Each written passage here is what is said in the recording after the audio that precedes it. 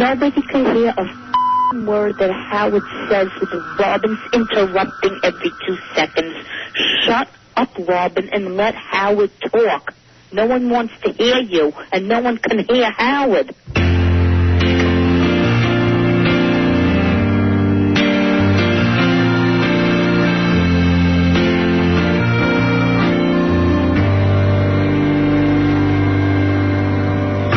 Long December, and there's reason to believe maybe this year will be better than the last.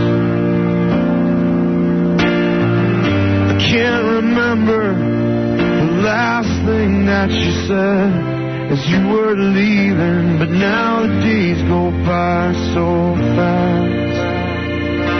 And it's one more day up in Canyon, and it's one more night in Hollywood.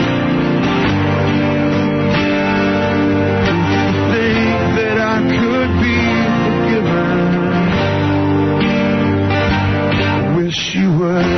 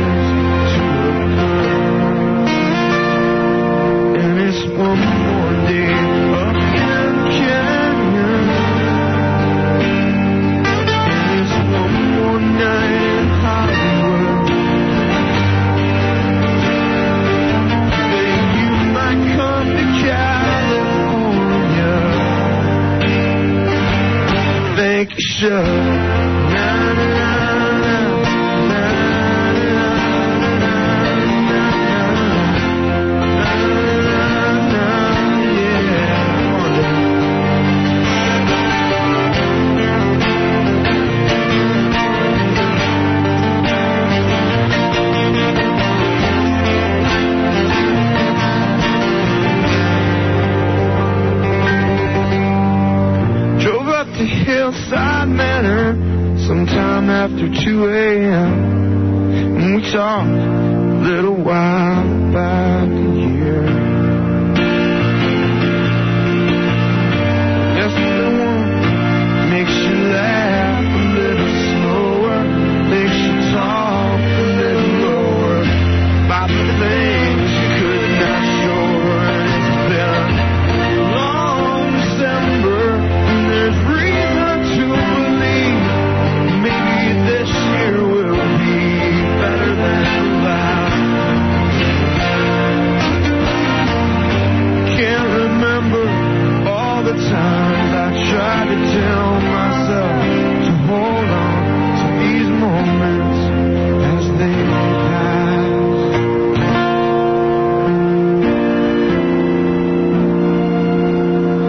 Just one more day up in Canyon. Just one more night in Hollywood.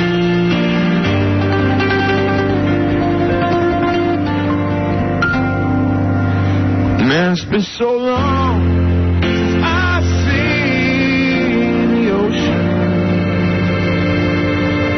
Well, I guess I should.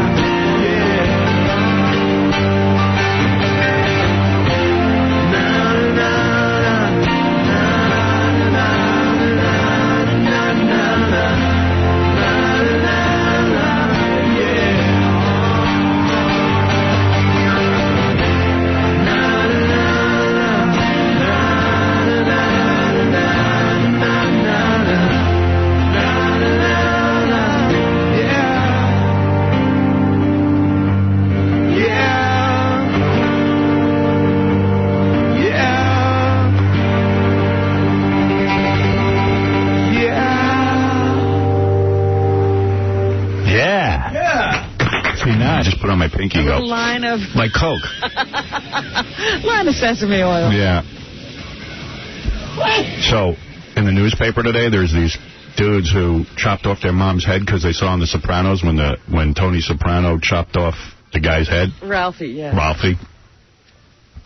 So they chopped off their mom's head. Head and her hands. Yeah. That's nice. But they did a real poor job of stashing the body. That's how they got caught. Yeah? Yeah, they would have gotten away with it. Except everybody saw them taking 500 trips to the garbage can. Yeah. You know, like all their neighbors are watching them go back and forth to the garbage can every 5 minutes. And they said, wow, what's going on with them? Then some guy at a construction site saw them carrying a sleeping bag with a foot hanging out of it. Oh. And so he got their license plate and turned that in. And then they kept the head and the hands at home. Why? Well, I haven't talked to them. I'm sending the whole article to my mom as a warning. Like, leave me alone. Leave me alone. You know, and it was funny because I was looking in the tabloids last night, and they have a whole section on, like, the brutality that's going on in these nursing homes. Yeah. I said, that's another thing you should say to your parents. Just wrap that article up. Yeah, you know what? Don't annoy me in any way, because there will be a point where I will send you to one of these nursing homes. That's right. I'll find the ones that torture the most. Yeah, so shut up. You need that when you're a little kid. You needed that, too. Oh, boy, did I. Yeah. If you had had that, it would have been a whole different story. Should have taken out billboards. Yeah. Yeah. Hey, oh, here's a guy with a point that I wanted to make. I didn't see it, but Gary told me about it. Hey, Joe, you're on the air. Hey, I don't have Hey, what's up, bud? Hey, you got to watch that. Did you tape Joe Millionaire? Yeah. All right. Well, I don't want to give away too much of it, but I just want to tell you I think one of the girls was giving him oral last night. Really? Gary said they go behind the bushes and they're making glugging noises, like, right? That's exactly what it is. They're showing little bleeps on the screen like slurp and gulp. Yeah, slurp, and gulp. It appeared to be oral. Yeah. Wow. Yeah. Joe Millionaire got oral. But these girls are giving him oral because they think he's got $50 million. Right. Oh, they're going to be pissed. I can't wait till the last episode. But he's dumber than ever on this episode, Howard. He's dumb. But this is the dumbest he's been. I mean, Really? he's so stupid. You almost want to, like, punch him in the face. Thanks, Howard. Won't they ever show Punch Joe Millionaire in the face? That's the next next reality show. Joe Millionaire. So dumb, he's getting oral. How dumb is he? He just looks... Which one's giving him oral? The blonde, not Mojo, the other one, the blonde, who I think is more after the money than any of them. You know, Oh, yeah. of them? I think is she the one who's like the real estate chick or something? Not Mojo. I think it's Sarah, her name is. Mojo. Mojo. Mojo.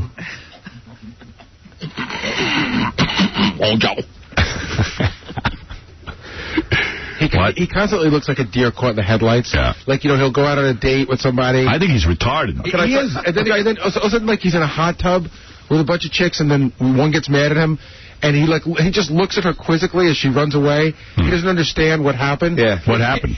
She got mad because him and this chick were in a hot tub together, right? And the other chicks came in, and she got mad and left. Well, and then he looks like he doesn't know he's unaware of everything. Right.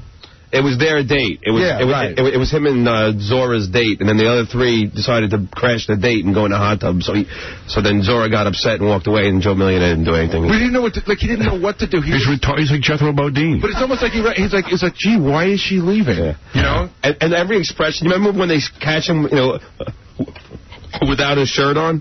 He just stands there. He doesn't know what to say. You see him, guy? He goes, I guess I'm naked. Yeah, he's not a good liar. No. Well, because he's stupid. He's really stupid. And then there's a time how they can't even open a bottle of wine. You see that, Gary? It's like, oh, how do we do this? He's supposed to be a millionaire. He really is a guy who has not developed any other skills because of his looks. I know, there was one last week, I think, he was going to open a bottle of champagne. It looked like he was going to take somebody's eye out. Well, he's like a bimbo chick. A lot of bimbo chicks don't, are good looking. They don't have to develop any kind of personality or awareness. I mean, He's like Pretty Woman, you know how she went to the... Yeah, but those chicks are equally, as dumb as he is, that's how insane they are. Yeah. Some chick gave him a gift. It was like a poem and a puzzle, and the puzzle was a picture of her in a bikini. It was just weird. It was Mojo. She gave him a puzzle. Mojo. And it said choose me. Howard, it was Mo show. I choose you, it said. These women are the saddest creatures. Mike, you're on the air. Yeah, Howard. Hey. Change it a little bit. I saw Beetlejuice get his ass kicked from Little Teal in the Tough Man contest. I got to get a tape of this. Oh, you got to watch this, man.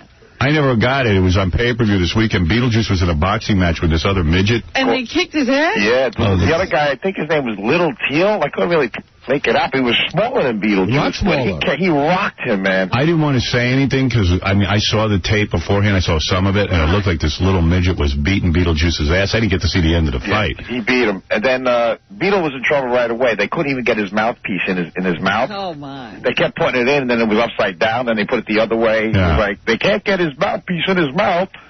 Beetle was getting his ass kicked, and then he thinks he won. Well, that's a nice way to live life. Well, no matter what happens, you think it worked out for you. What happened was the doctor stopped the fight after the second round. Damn, I got a zit on my nose. Oh, it's funny, man. 2 rounds, he got rocked. But this little guy kept coming after him with a left, and it was like haymakers. It was better than the Cabby fight, better than any fight I ever seen. Really? 2 rounds of nonstop action. Teal got some punches in there, too. But this guy, Little Teal, kicked his ass. Thanks. Yeah. I got a zit on the side of my nose that must be the size of a human being's head. It's probably bigger. It's probably smaller than you think. Oh, no, I can tell already. I don't want to look at it now. Stop. Leave it be. I just squeezed it. And I felt things coming out of it. Oh. Don't rub your eye. Why? Because you just squeezed your zit. Who cares? So what's going to happen? We get pimples on my eye? Yeah, he'll get an outbreak in his eye. Who cares? It's over. It's over. You know what? It's so not over for you. It's over. It's just beginning. No, it's over. Not over. I hate being sick. I am the biggest baby. I know. Whenever he's sick, it's over. It's over. He'd rather die than go through it. Oh, I just hate it. And I'm such a big baby. I really am. It's like, Well, you know what you do that I think is interesting, and I don't want to get yelled at. I don't mean this in a bad way. I'm not criticizing you. Go ahead. But when you're sick, like you talk about leaving, but you talk about it the whole morning, and my feeling always is like, hey, if you're sick, you should go. Right. It's like, I understand you're sick, you should go. But then you sit here and you complain, and you're like, you don't know what to do, And I'm like, you really should go when you're that sick. Well, I have my father's voice in my head telling me to stay at work. But he's really not that sick. Right. That's the other thing. I don't even know if I'm that sick. So listen, I keep talking. I try to do the show. It's like everybody just stays outside the door. Do you notice? Stay away from me. Everyone just stays away because, like, I could whistle through my nose and get yelled at. I know. Yeah. And you have whistled through your nose. That's gross. Oh, there's a guy on the phone. I got to talk about this, too. I heard about it, didn't see it. Joe, you're on the air. Hey, how you doing? Hey, last night, they ate this pizza. It had bile crust. It had guy's talking about Fear Factor. He's not explaining himself. Okay, yeah, explain this to me. Ronnie, the limo driver, saw Fear Factor last night. And he was telling me about the pizza they had to eat, but it was blood instead of sauce. Worms instead of, like, cheese or meat or whatever. Yeah, and then what else? Had fish eyes. Fish eyes. But you know what was stupid? They had 3 pots, and they had lids, and they had to throw the lid into the pot, and whatever they got it in, they either a combo of both, or just the worms, or just the eyes.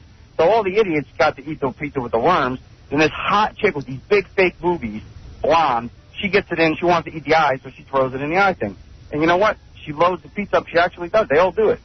It was pretty nasty, though. They all eat it. Yeah, they eat it. I got to tell you, I don't tune in Fear Factor anymore, but if I do, I end up watching it. That's what it is a show that will captivate you if you watch it, but there's not any reason to watch it. It is a good show. I can watch it. Now, what kind of blood paste is that? I mean, they don't get sick from eating that? There are cultures where they eat blood as a delicacy. Yeah, coagulated blood. They never give you stuff that could kill you, They test it all out. Yeah. I can watch Fear Factor, I swear to God, in 21 minutes. I know. On the TV. I mean, I fast forward through a lot of... I don't care what they have to say. If a chick's got big boobs, I'll just be looking at it for a minute. Right. Yeah, they could take that show and edit it down to about 12 minutes. Yeah, it could be, it could be a half-hour show. They don't have to stretch it out to an hour. Yeah, they do, evidently. For some reason, it's like 30 below, and they put them in a pool of water for the last stunt, and they got them chained up, and the 2 chicks got like a panic attack, and they can't unchain themselves. So this one dude does it in like 21 seconds, so he wins. Yeah. All right, I got to go. Yeah. Ronnie was telling me about that. Yeah. He said the pizza was really gross. Tell you what, reality TV rocks. I mean, it's better than regular television. I can't keep up with all the programs now. My TiVo is just loaded. Yeah, it's good. These reality shows. Nobody wants to see actors. Why? Because it's not real. Yeah, I need real. I keep it real. I want to see something with a consequence to it. Right. Can't wait. Survivor's coming back. Can't wait for that. Can't wait for any of this. Celebrity Survivor, anything. How do you feel about the fact that they're splitting the tribes up? It'll be men against women this time in Survivor. I'm very distraught. I don't know. I don't care. You know what it is? It really doesn't matter to me. As long as it's on TV and I'm watching it. It doesn't make a difference. I hate that they manipulate the show, but I'll watch anyway. You got to keep it real. David, you're on the air. Hey, that girl from Access Hollywood, she lied to you, man. She's separated. No. She's nowhere close to being married anymore. What do you mean? Nancy O'Dell? Yeah. How do you know that? She's such a liar, because I heard on another radio station saying that she's separated. They said, well, why didn't you tell Howard that? Hey, now. But she didn't want you messing with her. Oh. But she's nowhere close to being married anymore. No kidding. Yeah. Isn't that interesting? She didn't want to tell you. Well, they keep asking me if I want to do more reports from her. I'll tell them yes. Hey, Robin. Yeah.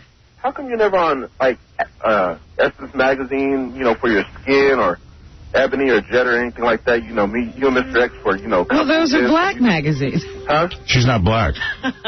Why would she be on a black magazine? She's an American Indian. I'm on American Indian magazine. Right. Well, I never see you, and I just wonder. No, she would not be on those magazines. They only have black people on those magazines. Well, I like to see you out there, and maybe on BET or something. All right, thank you. All right. BET, the black channel. Why would you be on that? I don't rap. No. People don't realize you're white. They have this misconception about you. I know. Everybody's confused. They think because you have dark skin, you're black. I'm a dark white person. Yeah. Who's to argue that? I'm going with it. That's right. She's the first one. Look, we got to take a break. When we come back, we got a ton of show to do. I'm even going to let Melrose Larry Green on because he's got a report on what celebrities won and lost in Vegas. He says he has inside information. Okay. And I did watch the Jimmy Kimmel show. How was it? I thought it was interesting. It has definite potential. I was enjoying it. Right. Definitely. Guy in the paper liked it. Yeah. It had a vibe to it, like you were at somebody's party. Oh, that's good. Because Snoop is sitting there the whole time, and George Clooney comes out with a bottle, and they start drinking. Yeah, well, ABC's freaking out about that. You know what's really funny? Is that when they have to bleep something, because it's live, just the big ABC logo shows up. Oh, really? That's funny. Yeah, it was a riot. Well, drinking, you can't go wrong, but they said that one woman in the audience had to drag out vomiting. I know. They did say somebody was vomiting on the show. Yeah. They're opening them up to a ton of lawsuits with all that drinking going on. You know what I mean? I know. Yeah. They'll figure it out pretty soon that they got to keep the audience, stuff out of the audience. Yeah. As the show goes on, they'll make it worse and worse. They'll make it so you can't do anything. Right, because it sounds like they have like a group of people sitting in the back, yeah, with a button or something. Yeah. It's just like being here. Right. All right, we got to take it. Well, we'll talk to Adam later. He's going to be on the show with us, so he'll tell us what's going on. We're going to take a break. We'll be back right after these words. You're listening to a man who sees more naked breasts than an X-ray technician, Howard Stern. This is the Howard Stern Show. Yeah. The Howard Stern Show. Hey, now. Benji's doing the Atkins diet, but we realize he's doing the Chet Atkins diet. Chet Atkins is dead, of course. And that's why he's eating macadamia nuts. What are you doing, the high-fat thing? It's a version of it where you're supposed to eat 90% fat. It's called the Fat Fast, and I'll lose like 2 pounds a day. He's on the Chet Atkins diet. I've been doing it for years. It works great. Yeah, you look good. Years? He's been eating 90% fat. Don't I look like Chet Atkins?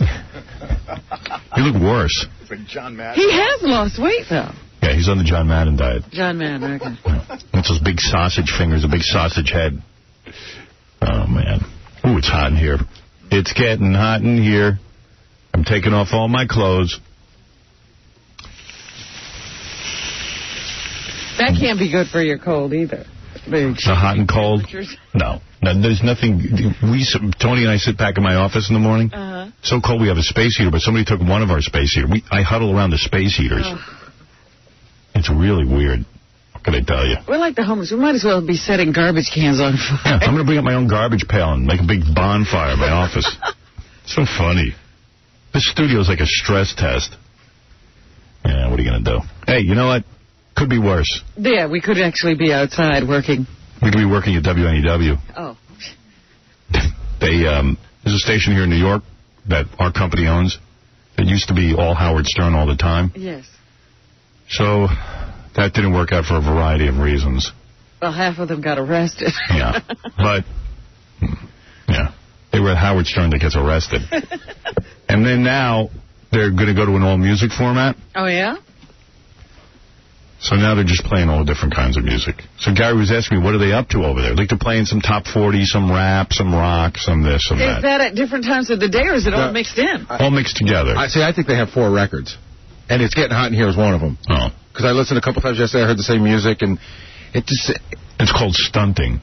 So what does that mean? In radio. Which means what they're doing is doing everything so people like us will talk about it and get people to tune in. But don't you think they're just they're just confusing everyone? No, there's nobody there. There's nobody there. So the thing is to just play a bunch of stuff and get people talking about how, oh, there's a new format coming. And the more you do that, the more interest you generate in the media. What are they going to do? What are they going to do? And what will the final format be? Do you know? Yeah, the final format's going to be like a soft rock that... Actually, there's a station out in the Hamptons like this, WEHM, that I like. You talked about them. It's kind of a soft rock, but they play like tracks you never heard. You don't hear a lot of. Oh, okay. So music you won't recognize. Right. But you mean it's like, no, you'll recognize the artist, and you'll recognize... Well, you recognize the artist, but not the song. That's what I'm saying. Like, instead of playing, let me think of... Like, they'll play Billy Joel, but instead of playing... Oh, I got you. Instead of playing that, they'll play Zanzibar. Right. Good Night Saigon. Right. Okay. And you'll think oh my God, I'm hearing something different. I didn't know Billy did that. Yeah. And then they'll play like I don't know. Like they'll play like Adam Duritz a lot. From the Counting Crows. Yeah. Okay. But not the hits. If you're into Adam Duritz and the Counting Crows, you'll listen to that. That kind of stuff. All right. It's good, though. I listen to it out in the like Hamptons. album cut soft rock. Yeah, what I like about it is I don't have to concentrate on it. Mm-hmm. You know what I mean? It's neither here nor there. It's like wallpaper. Right. Joe Millionaire's favorite station. Yeah. Yeah, it doesn't make him think. That's one thing that stresses him out. Sure, they're going to do that, but the thing was now all the different program directors in our chain were fighting over who's going to program it. I think Kingston wanted to program it. Oh, yeah? Yeah. I went to Mel. I said, why don't you let Steve program that station? Because I like Steve. And Mel said to me, why? He doesn't get any ratings with this station. Oh, no. So I said, all right, there you got me there. I go, because Steve's good. But he's programmed other things that have gotten ratings. Yeah, and Steve also, he's programming a rock station. Rock stations are tough in this town. Yeah. This town isn't real rock and roll. Never was. The only rock station that ever got any ratings was PLJ when they were rock years ago. And that was back in the days that rock was very strong. And it maybe got a 4 share at the tops. Yeah. 3-something. This has never been a rock and roll town. Well, there's a lot of urban here. BLS. Oh, there's about 4 stations that go to that format. Yeah. There's Hot 97.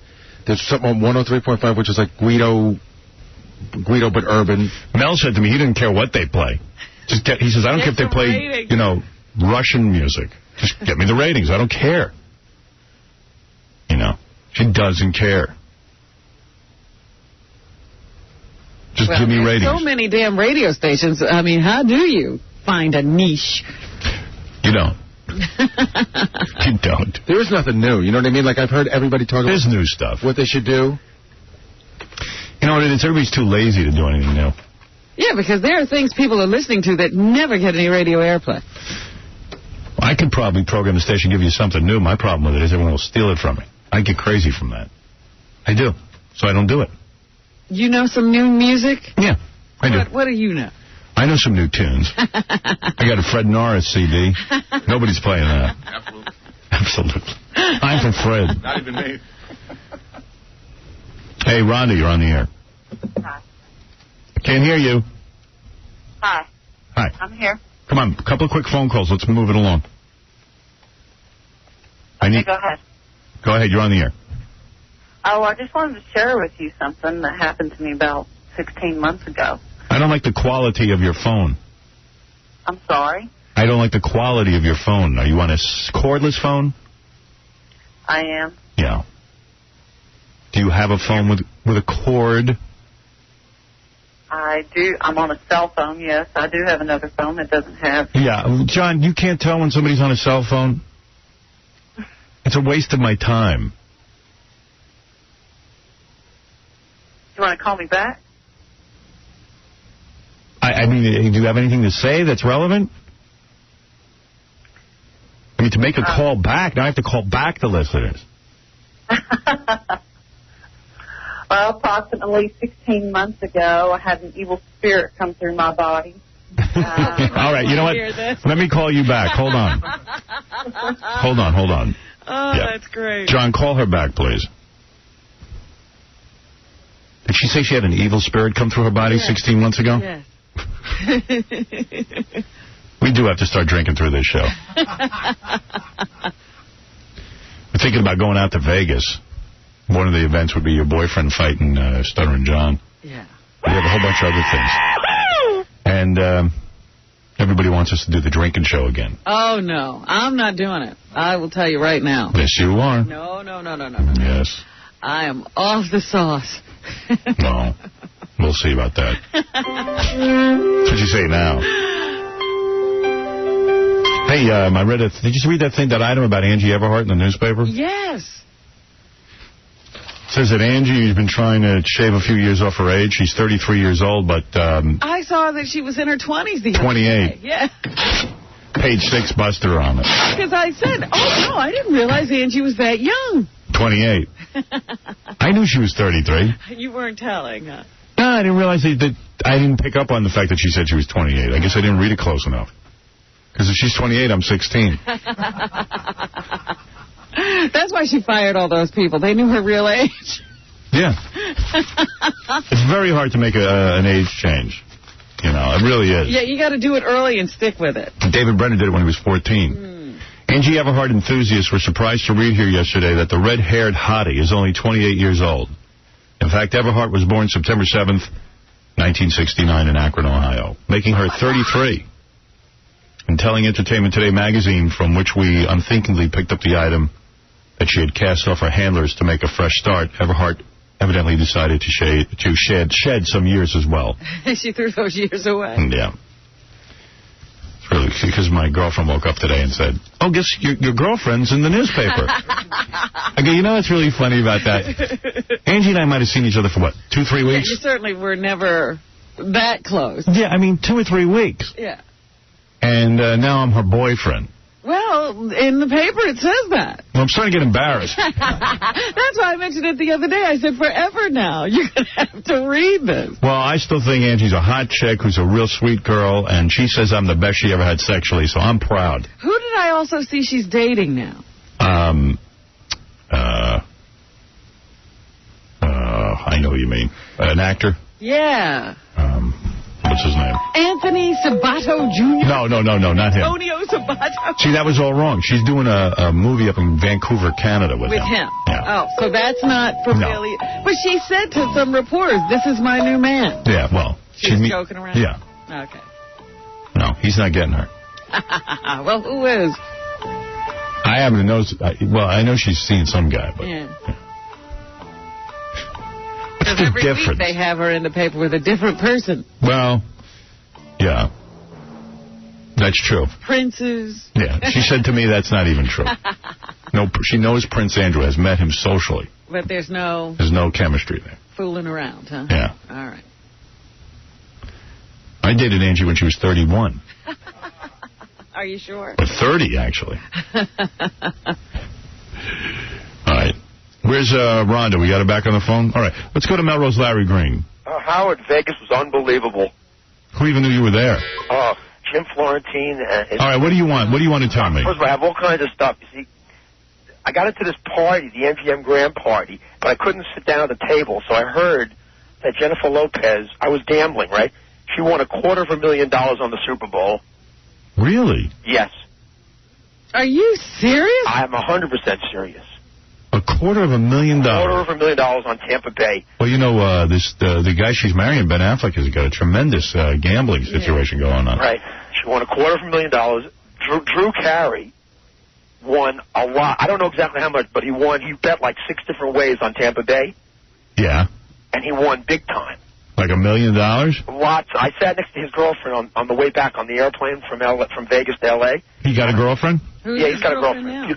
Beautiful girl named Danielle. Beautiful, who's a big fan of the show. Yeah. She loves you, Howard. She told me to send you her love. And Drew Carey won a lot of money. Is she a stripper? Unfortunately, another celebrity did not do as well. Artie Lang. What did he lose? Do I have to tell you? Yeah. All right, then I don't get in trouble. $5,000. Wow. Who did he bet, Oakland?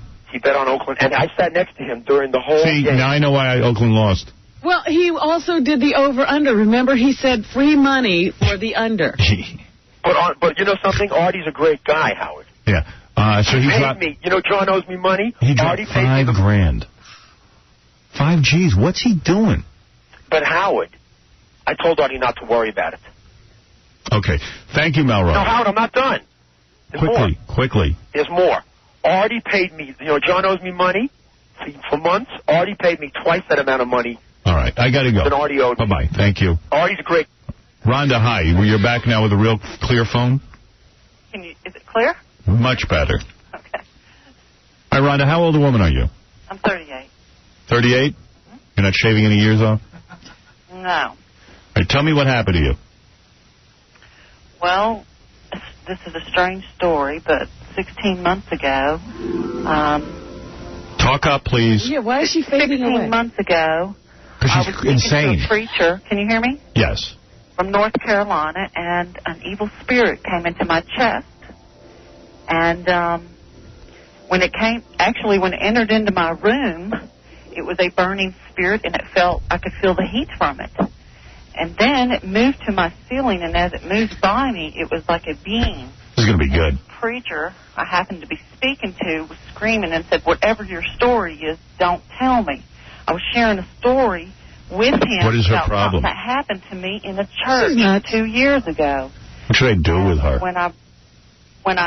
When this thing happened to me in the church, why is she calling us? I made a vow with the Lord to not ever share that story. But I came home and told my husband, and he said it's the craziest story I ever heard. And I never did talk about it for about 2 years. But then she probably doesn't work. To share it with somebody. No, she stays at the house with the spirit. When this evil spirit came into my room, and then it went to my ceiling, which sounds crazy. So the evil spirit came on her chest. It came through my chest. Came through her chest. My legs were on fire. I mean, it felt like they were on fire. And I haven't... Her legs were on fire. Someone should light her legs on fire. Wait a minute. Did she say she hasn't slept for 13 months? Every well-known preacher across Hold on, I'll find the out. United States to get help. Did you say you didn't sleep for 13 months? I have not slept for 13 months. At all? At all. In a 16-month period, I had not slept for 13 months. Yeah, that's what she said. She's insane. What are we going to do with her? And she's talked to preachers, so I guess she's coming to you. Many preachers. You want me to find out why she's coming to me? Exorcism. Okay. All right, that's always good. And they've told me. Ma'am, let me ask you this. Why do you come to me? Why? Yeah. I don't know. All right, have you heard of the exorcisms I've done? Is that why you came to me? No, I'm serious. I've done it twice on the air, and it's always worked. Is that why you came, or did you hear of something else? No, because if you have an exorcism and one demon comes out of your body, 7 more come back. Are you prepared? No. That is incorrect. That's true. No, ma'am, I've performed 2 exorcisms. Do your legs feel like they're on fire? It's in the Bible. All right, look. The demon's name that's inside of you is Beelzebub. You know that? Okay. All right. Beelzebub, that is why your legs, do they still feel like they're on fire? No. I mean, I don't know. What are you experiencing right now? Huh? What are you experiencing right now? I'm going to help you if you want it.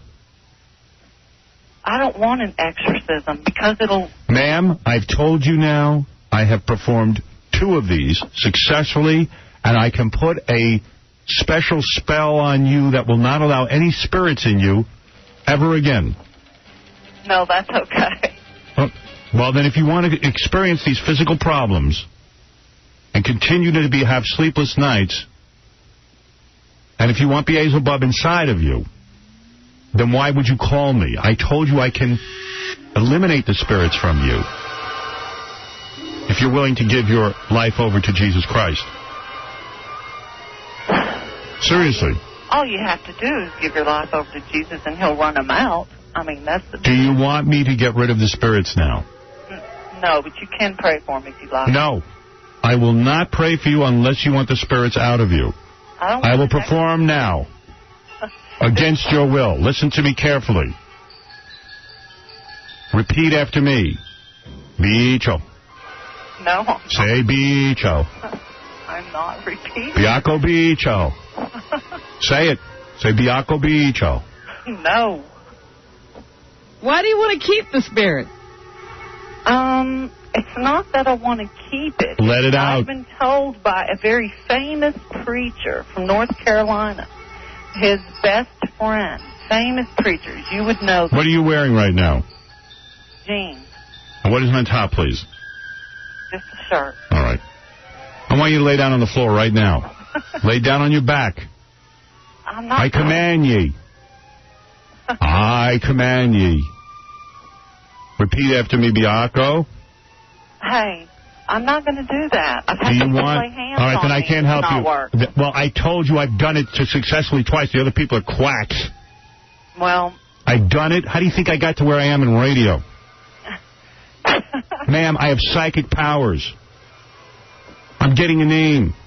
Hey, this Franklin Graham. Who is Franklin Graham, ma'am? That is the son of Billy Graham. Why am I getting that connection in my brain right now? Why am I hearing the name Franklin Graham? You've been told that. I haven't been told anything, ma'am. I just began talking to you. So you like being possessed? No, I don't. And I've called Franklin Graham. He is evil, Franklin Graham. Huh? He's evil. Of course he can't get rid of your devil. I can. Let's begin the process now. Biaco. Say Biaco. Come on. Hey, really? Come on, repeat after me. On. I'm not going Start to with say this. it. It's not that I want to keep the devil. It's Say just on. that 7 more will come back. That's more. No, they will. On. G. Say on. G. No, I'm not going to say that. Aver. Heart. On. Say on. I'm not going to say that. G. Aver. At least she knows you could get rid of him. Hey, no, that's All right, not. don't waste my time, ma'am. If you want to get rid of it, then call me. Goodbye. How dare you waste my time? Howard Stern. Thanks for listening to me. Well, why bother? You don't How want... do we know you're possessed? You're probably not even possessed. No, really. If you were possessed, Hey. you'd be begging me to do the exorcism. Hey, all you have to do is call all these No. popular people and they'll tell you about me. Everybody No. knows me. No. Everybody knows me. Franklin Graham's ministry knows Why me can't well. you show us that you have a spirit in you? I can't show you. All I can do is tell you exactly what happened to me. If I told you what happened to me in the church, you would freak. But every time I've shared that story, something worse has happened to me. Rhonda. I'm serious. This is the devil. Do you hear me?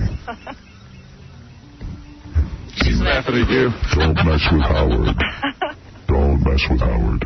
Do you understand? I'm not. I'm telling you the truth. The reason I want to You are evil. is just in case you weren't a Christian. What? Hang up on her, Howard. What? Hang up on her. I'm trying to save her, Satan. I don't care. Hey. Hey. Howard? This is Satan. You are bad. Did you share with Howard any information? Hey, you can ask my husband. He'll I tell you. want you to take a carrot and put it I want you to insert it in a very bad place. Where is her husband? Hey, where's your husband? We want to talk. Where's your husband? We want to talk to him. He's right here on the couch. Yeah, let me speak to him. You serious? Yeah, let me speak to your husband. Oh, well, he won't say kind things, I'll tell you. No, let me talk to him. This has ruined my marriage. Yeah, I bet. Well, you don't even want an exorcism. Let me talk to your husband. Well, hold on. Poor guy. Yeah, really. This guy's probably ready to chop her head off in her hands. Stick her in a sack and get rid of her and get a real woman in his house. Imagine this is your wife. Yeah, I wonder how long he's been married to her when she flipped out on him. Hello? Hello? Hello? Yeah, where's your husband? He says he's drunk and he's safe. Let me talk to him. No, actually. All right, I got to go then. You're wasting my time. Goodbye. That's it. She doesn't even want to be helped. Yeah, because her husband's not going to corroborate that story. Ma'am? Hi, Howard. You've been possessed by Satan as well? Yes. All right. Would you like an exorcism? Yes. All right. Repeat after me. On. G. Ever.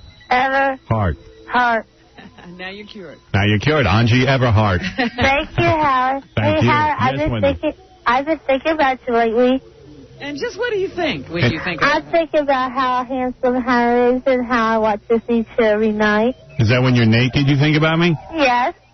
And you're touching yourself? Yes. Oh. And you have a great pleasure when you do this? Yes. Oh, Wendy. Yes. You want me? Yes. You really want me? Yes. Yes. And what do you think about that? I'm making love to you? Yes. You do. And you like that feeling? Yes. Yes. You also make me a little horny in the morning sometimes. Do you ever think about me when Scott Sherman rapes you? Yes. I mean, Scott Herman? Yes. Scott Herman, the head of the Infinity radio division in North. Yes. Yes. Head of marketing, Northeast Division. Yes. Right. You think about my small penis? Yes. My large nose? Yes. My unsightly Adam's apple? Yes. And what are you doing to Howard? I am rubbing him. Oh. I'm giving him a massage. Do you rub my buttocks? Yes. Do you ever put your finger in a bad place and then smell it afterwards? Yes. You do? Yes. So you take me, you separate the cheeks of my buttocks, and then smell your finger afterwards? Yes. You do? Oh, my God. And how does it smell? It smells really good. Really? Wow, yes. And do I ever fart in your face? Yes. Yeah, huh? Yes. And that smells good? Yes. Hmm. And I'm also ticklish, Howard. And do you tie me up? Yes. When you tie me up, do you paint my balls blue? Yes. You do, don't you? Yes. Yes. Do you ever think that I'm going to chop your head off and cut off your hands? Yes. Yes, you like that, don't you, Wendy? Yes. Yes, you want me to do that. Do you ever think about me when George Bush and Joe Lieberman come over to your house and forcibly double penetrate you? Yes. Yes. Do you ever douche with holy water? Yes. Yes. Yes, Howard. Yes. What are you wearing right now, Wendy? I'm wearing my nightgown. You're wearing a nightgown? Mm-hmm. With no panties? Yep. Do you ever think about Franklin Graham when you're in that kind of outfit?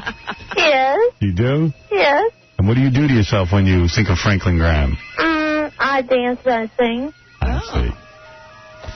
Well, thank you very much. Howard. Yes. I got your first song ready. Are you ready? Go ahead. Sing a song for everybody because I have to take a break. Oh, yeah. Little rap. Oh, little rock. What have we got here? Sounds like Pete Townsend. I hate the world today. You're so good, sweeter. I could change. Father, baby, angel, I made no other need. Does she know the words? And it's sweet.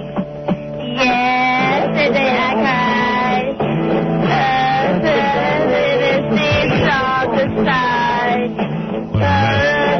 I think she's possessed.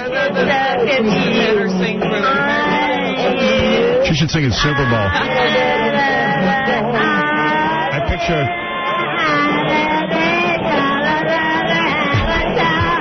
picture her belly swaying side to side. How is that, Howard? Fabulous. Thank you, Wendy. You're welcome. I love you. Love you. All right. Isn't she fabulous? Oh, she's too much. We got to take a break. We'll be back right after these words. American Idol. Howard Stern! It's live. There is only one winner in this competition. It is Howard Stern. God help all of you. This is the Howard Stern Show.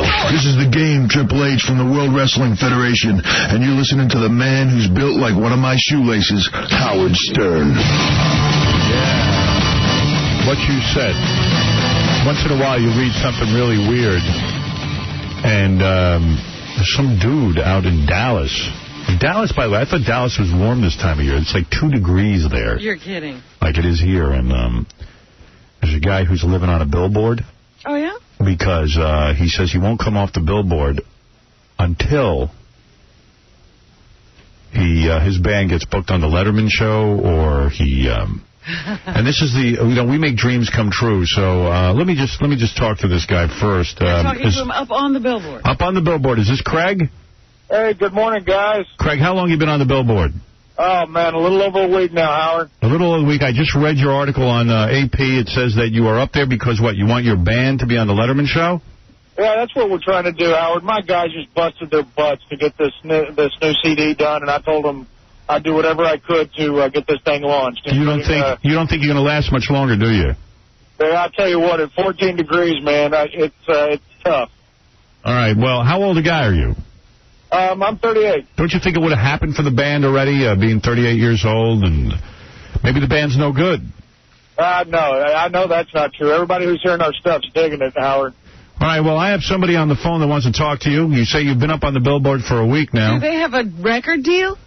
No record deal. They want to be on Letterman. We're still in Indy. Here is David Letterman on the phone to speak to you, sir. Dave. Hello. David? Good morning. I feel like I've been captured by, a CNN camera crew here.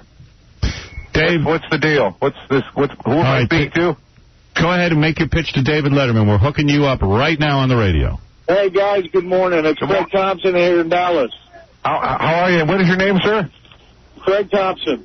Craig, and what's going on here? You want to be on my show? Is that it? Yeah, I'd love to be on the Letterman show. Who are you doing this for, sir? Well, we've got a 19-piece big band here in Dallas called Big T and the Bada Bings. Yeah. And I told my guys I'd do whatever it took to get us launched. But I mean, why don't you try to get on that Jimmy Kimmel show? But we wanted to go to the best, man. But I mean, you know what I'm saying though. Who's putting you up to this? Are you working for Saddam Hussein or something? Because I'd hate to know what they cut off if you're convicted of indecent exposure. No, we're doing that. Well, Dave, you're as witty as ever, but well, it's early in the morning. Should this guy forget it? Should he just go home, or can you have him on the show? Well, I mean, I want to ask this guy one more question. How long have you been up there? We've been up there a little over a week, and we've been going through 14-degree nights up here. And are you doing anything up there? Or are you making out a list of Oscar picks or something, or what are you doing? Actually, I'm just doing radio interviews, mostly. Dave, you ought to tell this guy for real that the big band music is out, and tell him he's never going to be on the show. Well, I mean, why would you spend your time, trying to get on my show? I mean, why don't you try to get on somebody else's show? Well, I tell you what, now that we're on the Howard Stern show, man, I may just call this whole thing quits, because that's the top. Yeah, Dave, you don't want him on the show, do you? Well, I don't know. Do you watch, have you tried to get on American Idol, sir? Because, I think 38 years old, Dave. American Idol on Fox really need cable TV. So, Dave, you're saying it's out of the question. Is that it? Yeah, well, all right, I'll tell you what. All right, you want to be on the show? Love to be on the show. All right, I'll tell you what. Let's see what I can do. We'll put you on the show. There you go. We'll put you on the show. Wow, that's so nice, Dave. All right, I'll tell you what. Let me make some arrangements with my people, and you can get back to Howard on this. How's that? Why don't you give me your special number, the 516-922-WINE line? All right. Use that one.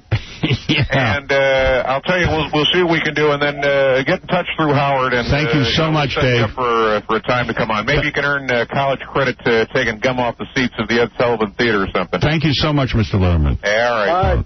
Well, there you go. That's pretty cool. Guys, listen to this. I've got all kinds of drunks down below honking at me. All right, take care. Well, there he is. Call 516-922-WINE. There you go. Dreams do come true, Robin. I think he's coming down off the... He's leaving the billboard? Yeah, he's leaving the billboard as we speak. By the way, joining us today is Adam Carolla. Great to be here. There he is. How come you're echoing? Let me hear you say something. Give me a test. It's like I can hear myself like through a speaker in my office here. Maybe that's 1, 2. Well, that's bad. You better fix that. Well, if dumping coffee on something can fix it, then I'm going to fix it. So what's going on with you? It's really weird. Adam was like Jimmy got his own show, the Jimmy Kimmel Live show. But Adam now is on the show. So. Well, he wasn't there the first night. He was doing the promos, though. But it looks like Adam's going to be there in 2 or 3 weeks. In a week, Jimmy will have him there. Right. Yeah, a couple of weeks. Because Adam is Jimmy's security blanket. Yeah. Yeah, I think of myself as more his bedpan. It's just like... I don't know if he can have Adam on, though. Adam never knows what to say. He'll drive the senses crazy. I know. Adam doesn't... I've explained the rules a million times to Adam, and he still doesn't get it. Yeah, they think Snoop Dogg is a loose cannon. Wait till Adam gets there. Well, I'm not that controversial. I'm just sort of stupid. He doesn't get that, there's certain words you just can't say because they bleep you. Yeah, he starts going on, conversations here, and immediately we get into areas that can't be aired on the radio. You know what's an area we've discussed with Adam a lot? Has to do with, touching yourself and that whole thing and certain words and... I say pleasure yourself. Don't say masturbation. And then he goes, hey, I masturbated last night. And you can say it sometimes. I seem to know when to say it and when not to. Right. But Adam just gets really graphic and well, that's because Adam's caught up in the hypocrisy of the fact that Adam has his own radio show late at night where you can say anything. Right. And he does a sex show. And which is, the fallacy is, this is why it's all a bunch of crap. Yeah. Teenagers are unsupervised by the radio late at night. That's when they go to their rooms and their parents think they're asleep. Right. If you listen to Adam's show, 14-year-old kids call in all the time. Yeah, it's called Safe Harbor. Now where'd you go? Adam's gone. No, you're gone, dude. You were fine before. Oh, wait a minute. Is that better? I'm just turning random knobs now. Okay. Yeah, he's doing something. You turned your Adam, you turned down whatever your volume is for you to speak for your microphone. Right. You need to turn that up. How's that doing? Is that better? A little bit. Test 1, 2. Test 1, 2. There you go. That's the one. Yeah. Are you working your own equipment? Yeah. Hold on. I wanted to say beat off. That's the one. Where is your equipment? I'm in my office. Where's your office? It's in my house. Oh, you're in your house. You're in your office. I think everybody in their house has got an office. You have to have an office in your house now. He's in a bedroom. He's in an extra bedroom in his house. Right. It's office. It's the office. It's in my house. That's so you can take over your house on your taxes. Oh. Which, by the way, the IRS does not agree with. No, they don't agree with that. Yeah. You're not doing any business out of that office. It's monkey business. We're really getting off on the wrong foot this morning, fellas. Maybe we should just start over. Jimmy's bitch. I can't stop beating off. I do business for my office. I'm defrauding the American government. Are you working on Jimmy's show or what? Yeah, I am. Yeah. Are you like a writer or something? Yeah, I'm like basically like some sort of writer, producer, consultant, spiritual advisor. I just have a few titles over there. Is the show getting any ratings or what? Well, it did real good the first night. They promoted the hell out of it. Yeah. That's all I know. I was driving home from work last night at 3:30 in the morning your time, and I was thinking that whenever a new talk show comes out, people hope it fails. Do we not? Jimmy's my best friend. I hope the show fails. Me too. Why is that? I don't know. We hate these talk shows. I know you don't want anyone to be successful. I think it's just us because we're in the business and we don't want anyone to be successful except for ourselves. No, everybody's that way. We all want it to fail. I know, and when Rosie O'Donnell did well, I was so angry. I still never watched the show. I refuse to be a part of it. Yeah. I'm still angry Regis is successful. I'm mad at Ricky Lake. Yeah, me too. That's really an abomination. So what do you think it is, Adam? I'm mad at Jack Parr. my hatred goes back like 40 years. It's almost like, I guess, because they get on and they put forth their personality, and it's like, well, who? And you get mad. You go, like, I could do what they're doing. Yeah. Well, you know what? I look at, not so much Jimmy, but definitely with, like, Ricky Lake and Rosie O'Donnell, like, who the hell are they? Yeah. Who are they to tell me? Like, why should I hear about her kid? Yeah. Yeah, how dare Jimmy succeed? Well, I could see don't want him to, because really, you guys are working together, and all of a sudden they tap Jimmy to do everything, and you don't get anything. Yeah, I pray the show goes down in flames. I really do. And don't tell him this, because it would break his heart. But he knows that if I had a show, he would pray it would fail as well. Right. I mean, it's very true about human nature. Part of being best friends is being honest. I don't know if you want to be this honest with him. All right, speaking of honesty, remember yesterday I was talking about how, like, would you bang a 60-year-old chick? Yes. So Gary finally put together the list. Okay. And now we get to play the game. All right, these are all 60-year-old women. I tried to pair them up so that it was at least a contest. And Adam, you can play, too. Adam, you'll like this. All right, you ready for your first one? Mm-hmm. Who would you rather do, Loretta Swit or Carol Burnett? Loretta Swit. Yeah, because with Loretta, you could look back at old footage of MASH and still say, well, I got her. Yeah, Carol Burnett, you can never look back and say... Don't look back and don't look forward. Hey, that's not a badge, that you want to wear. I bang Carol Burnett. All right, Yoko Ono or Janet Reno? So all these people are over 60? Yeah, all these people are in the 60s. Like I'm with Yoko Ono over Janet Reno. Yoko's 69 years old. I'd rather You're kidding. I bang Yoko before Janet Reno. Okay. I mean, Yoko at least resembles a woman. Even back in the day when supposedly she was hot, she had a big dumpy ass. You saw that. But you know who Janet Reno is, right? Oh, that's She's right. a man in a dress. Yeah, back in what? Janet Reno never had a day. Janet Reno would rip me apart like my penis would rip. I would bang a composite of both of them. Yoko Reno, the world's greatest crime-fighting tambourine player. All right, this is the age-old argument. Marianne or Ginger? Dawn Wells or Tina Louise? Marianne and Ginger, I've seen both of them. I'll tell you what. Tina Louise, right? It would have been Tina Louise. Back then. Back then, but... Now it's not Tina? I think I'm with Marianne. Yeah, she held up better. She held up? Yeah. I'm with you on that one. Ginger, whatever her name is, Tina Louise is a little scary now. But they're both not bad looking for, no, mid-60s women. All right, Florence Henderson or Barbara Eden? Barbara Eden. Well, yeah, Barbara Eden is still pretty high. Yeah, she looked good on that TV show she did even like 10 years ago. All right. What TV show was that? Harper Valley PTA. Oh, God, I never watched that. No, I didn't watch it, but I saw the promo. Did Mr. Brady have AIDS, though? Yeah, but she didn't actually bang him, Casey. Go ahead. Rue McClanahan, the lady from the Golden Girls, or Gloria Steinem? Gloria Steinem for me. I'd do Gloria just for the vengeance. You know what I'm saying? You want to hurt her? Yeah, here's one for the fellas. All right, Catwoman, Julie Newmar or Martha Stewart? Julie Newmar. Yeah. Really? Yeah. Oh, yeah. Yeah. I'd say Martha again for the vengeance, F. Hey, Julie Newmar is pretty good looking. I mean, I got to figure she held up somewhat better than Martha Stewart. So you don't know what these people look like now? Some of them I know. All right, this is one of the toughest ones, I think. You know who Judi Dench is? That actress? Dame Judi Dench. Dame Judi Dench or Joan Baez? You tell me Judi Dench is in her 60s? She's 69 years old. And she's the same age as Joan Baez? Well, no, everybody's in their 60s. Honestly, I wouldn't, bang either one of them, but Joan Baez over Judi Dench. Dame Judi Dench is really gross. She's like a grandma. Joan Baez is no looker. Yeah, all right, but you got to make a choice. I'm doing it. All right, Barbra Streisand or Jane Fonda? Jane Fonda. She held up for a couple of years, right? Yeah. Hey, Jane Fonda. I saw a picture of Barbra Streisand the other day. She didn't look bad. Oh, come on. You know what? On her best Barbara. day, Jane Fonda has a good body, at least. All right, here's another one I love. Mary Tyler Moore or Joan Rivers? Well, they're going to remove Mary Tyler Moore's foot. That's not true. I read that article. They're just saying that could be a possibility. I'd go with Mary Tyler Moore over Joan Rivers.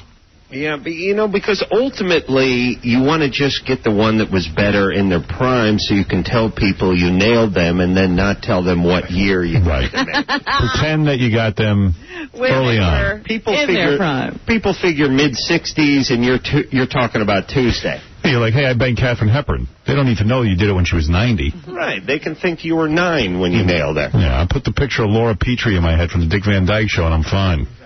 Joan looks kind of frail these days. Laura Petrie. Yeah. Petrie. Whatever. Valerie Harper or Nancy Sinatra? I go with Nancy Sinatra. Really? Yeah. I go Harper if she promises not to talk. Yeah, well, that's my point. I would go with Nancy Sinatra. Tina Turner or Charo? Charo. Charo's still hot. Yeah. Charo's not that bad. I've seen her. All right. Tina Turner looks like a guy with a wig now. Dionne Warwick or Loretta Lynn? Oh, my God. I'm with Loretta Lynn. You are? Yeah. Oh, my goodness. Dionne Warwick is vile.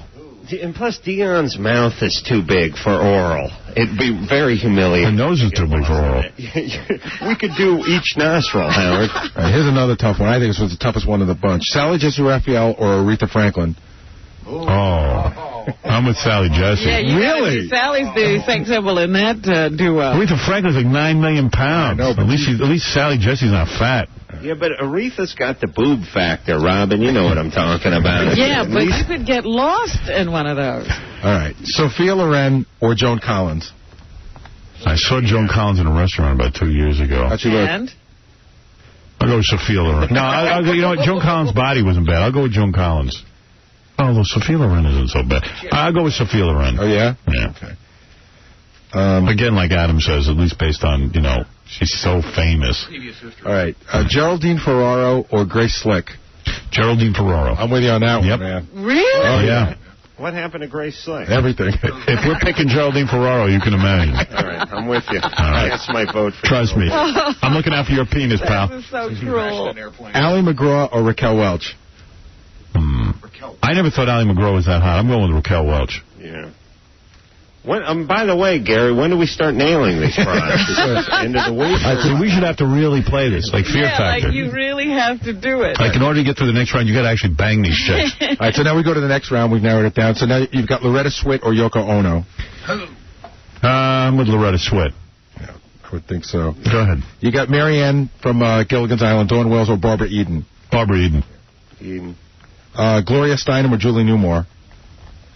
Julie Newmar.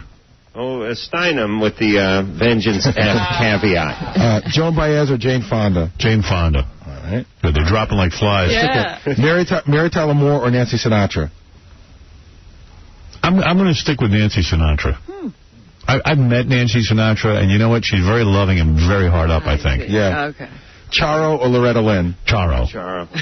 Sally Jesse Raphael or Sophia Loren. Sophia Loren. That was easy. I have to think of them in the same age group. Oh, that's funny. Geraldine Ferraro or Raquel Welch. Raquel Welch. All right, so now we're down to... I don't think Geraldine Ferraro is that bad. I've seen her on TV. She's got a decent body. She's got a decent body. I mean, aside from the mustache, I can get into it. Yeah, but you could pretend it was a dude. All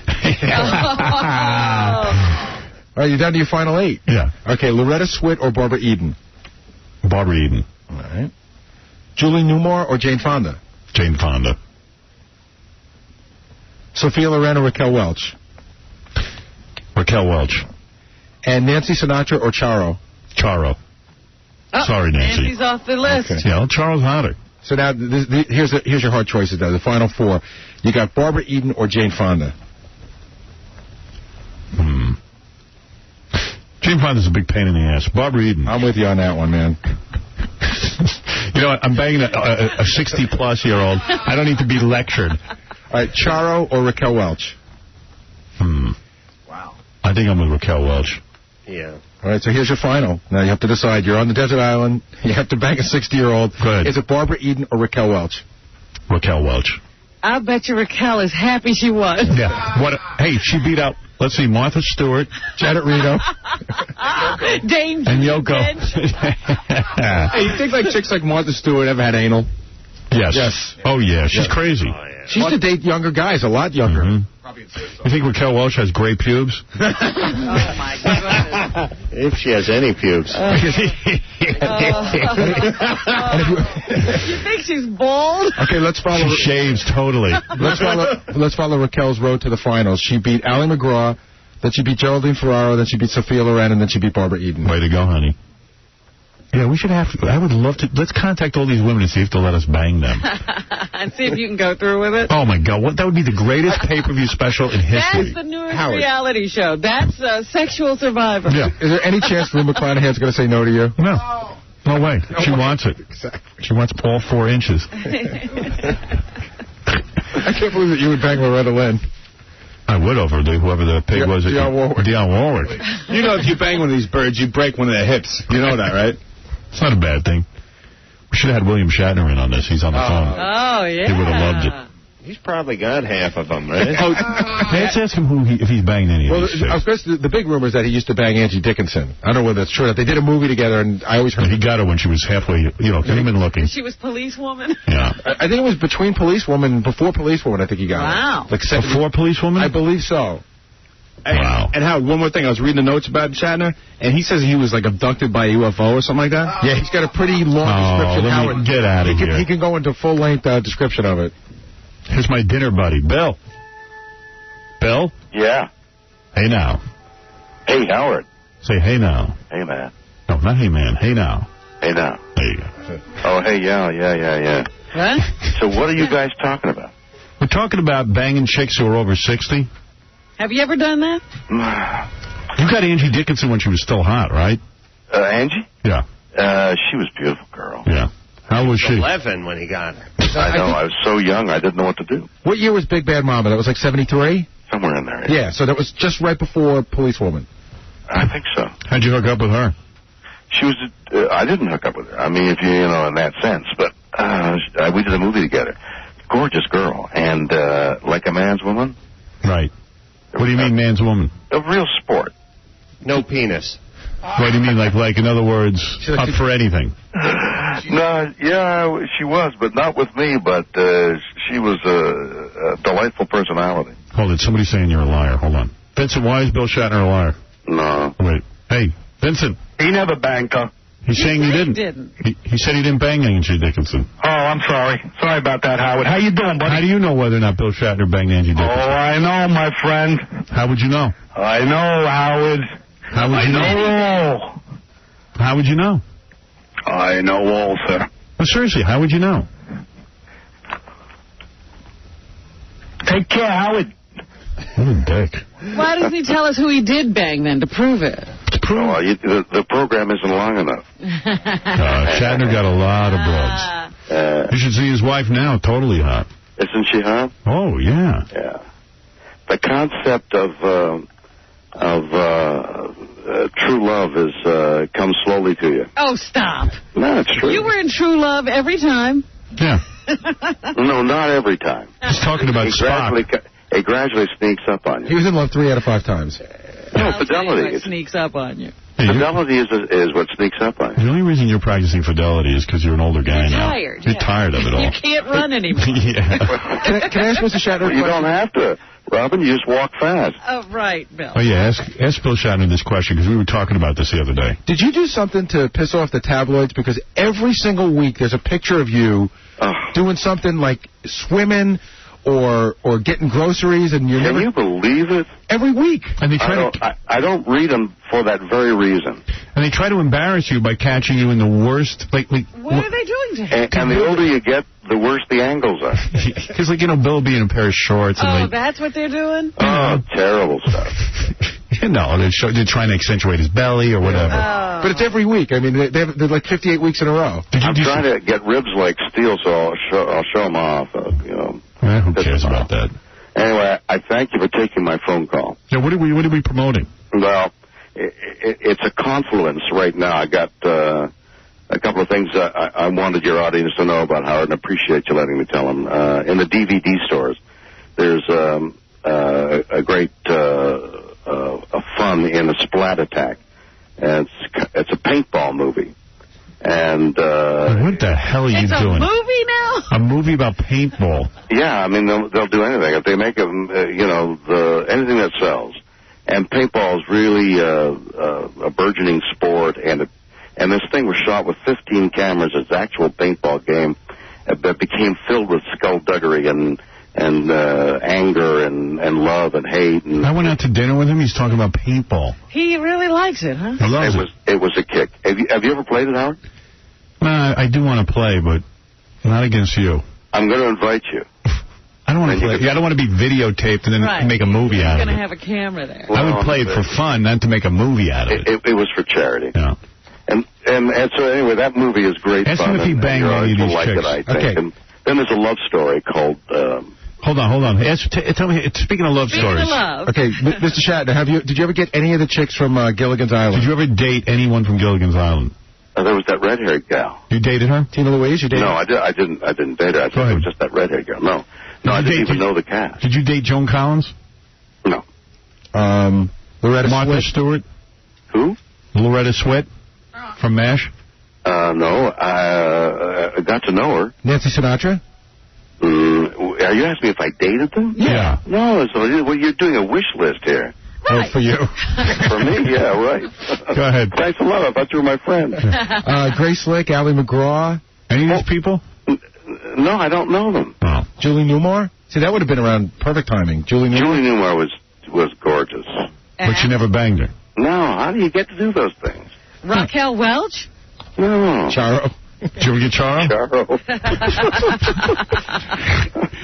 All right, so if any of this... Wait a minute. I didn't give you the name of the love story. Tell me somebody famous you banged. Give me one name. I will in a minute. All right. The name of the love story is Groom Lake. No.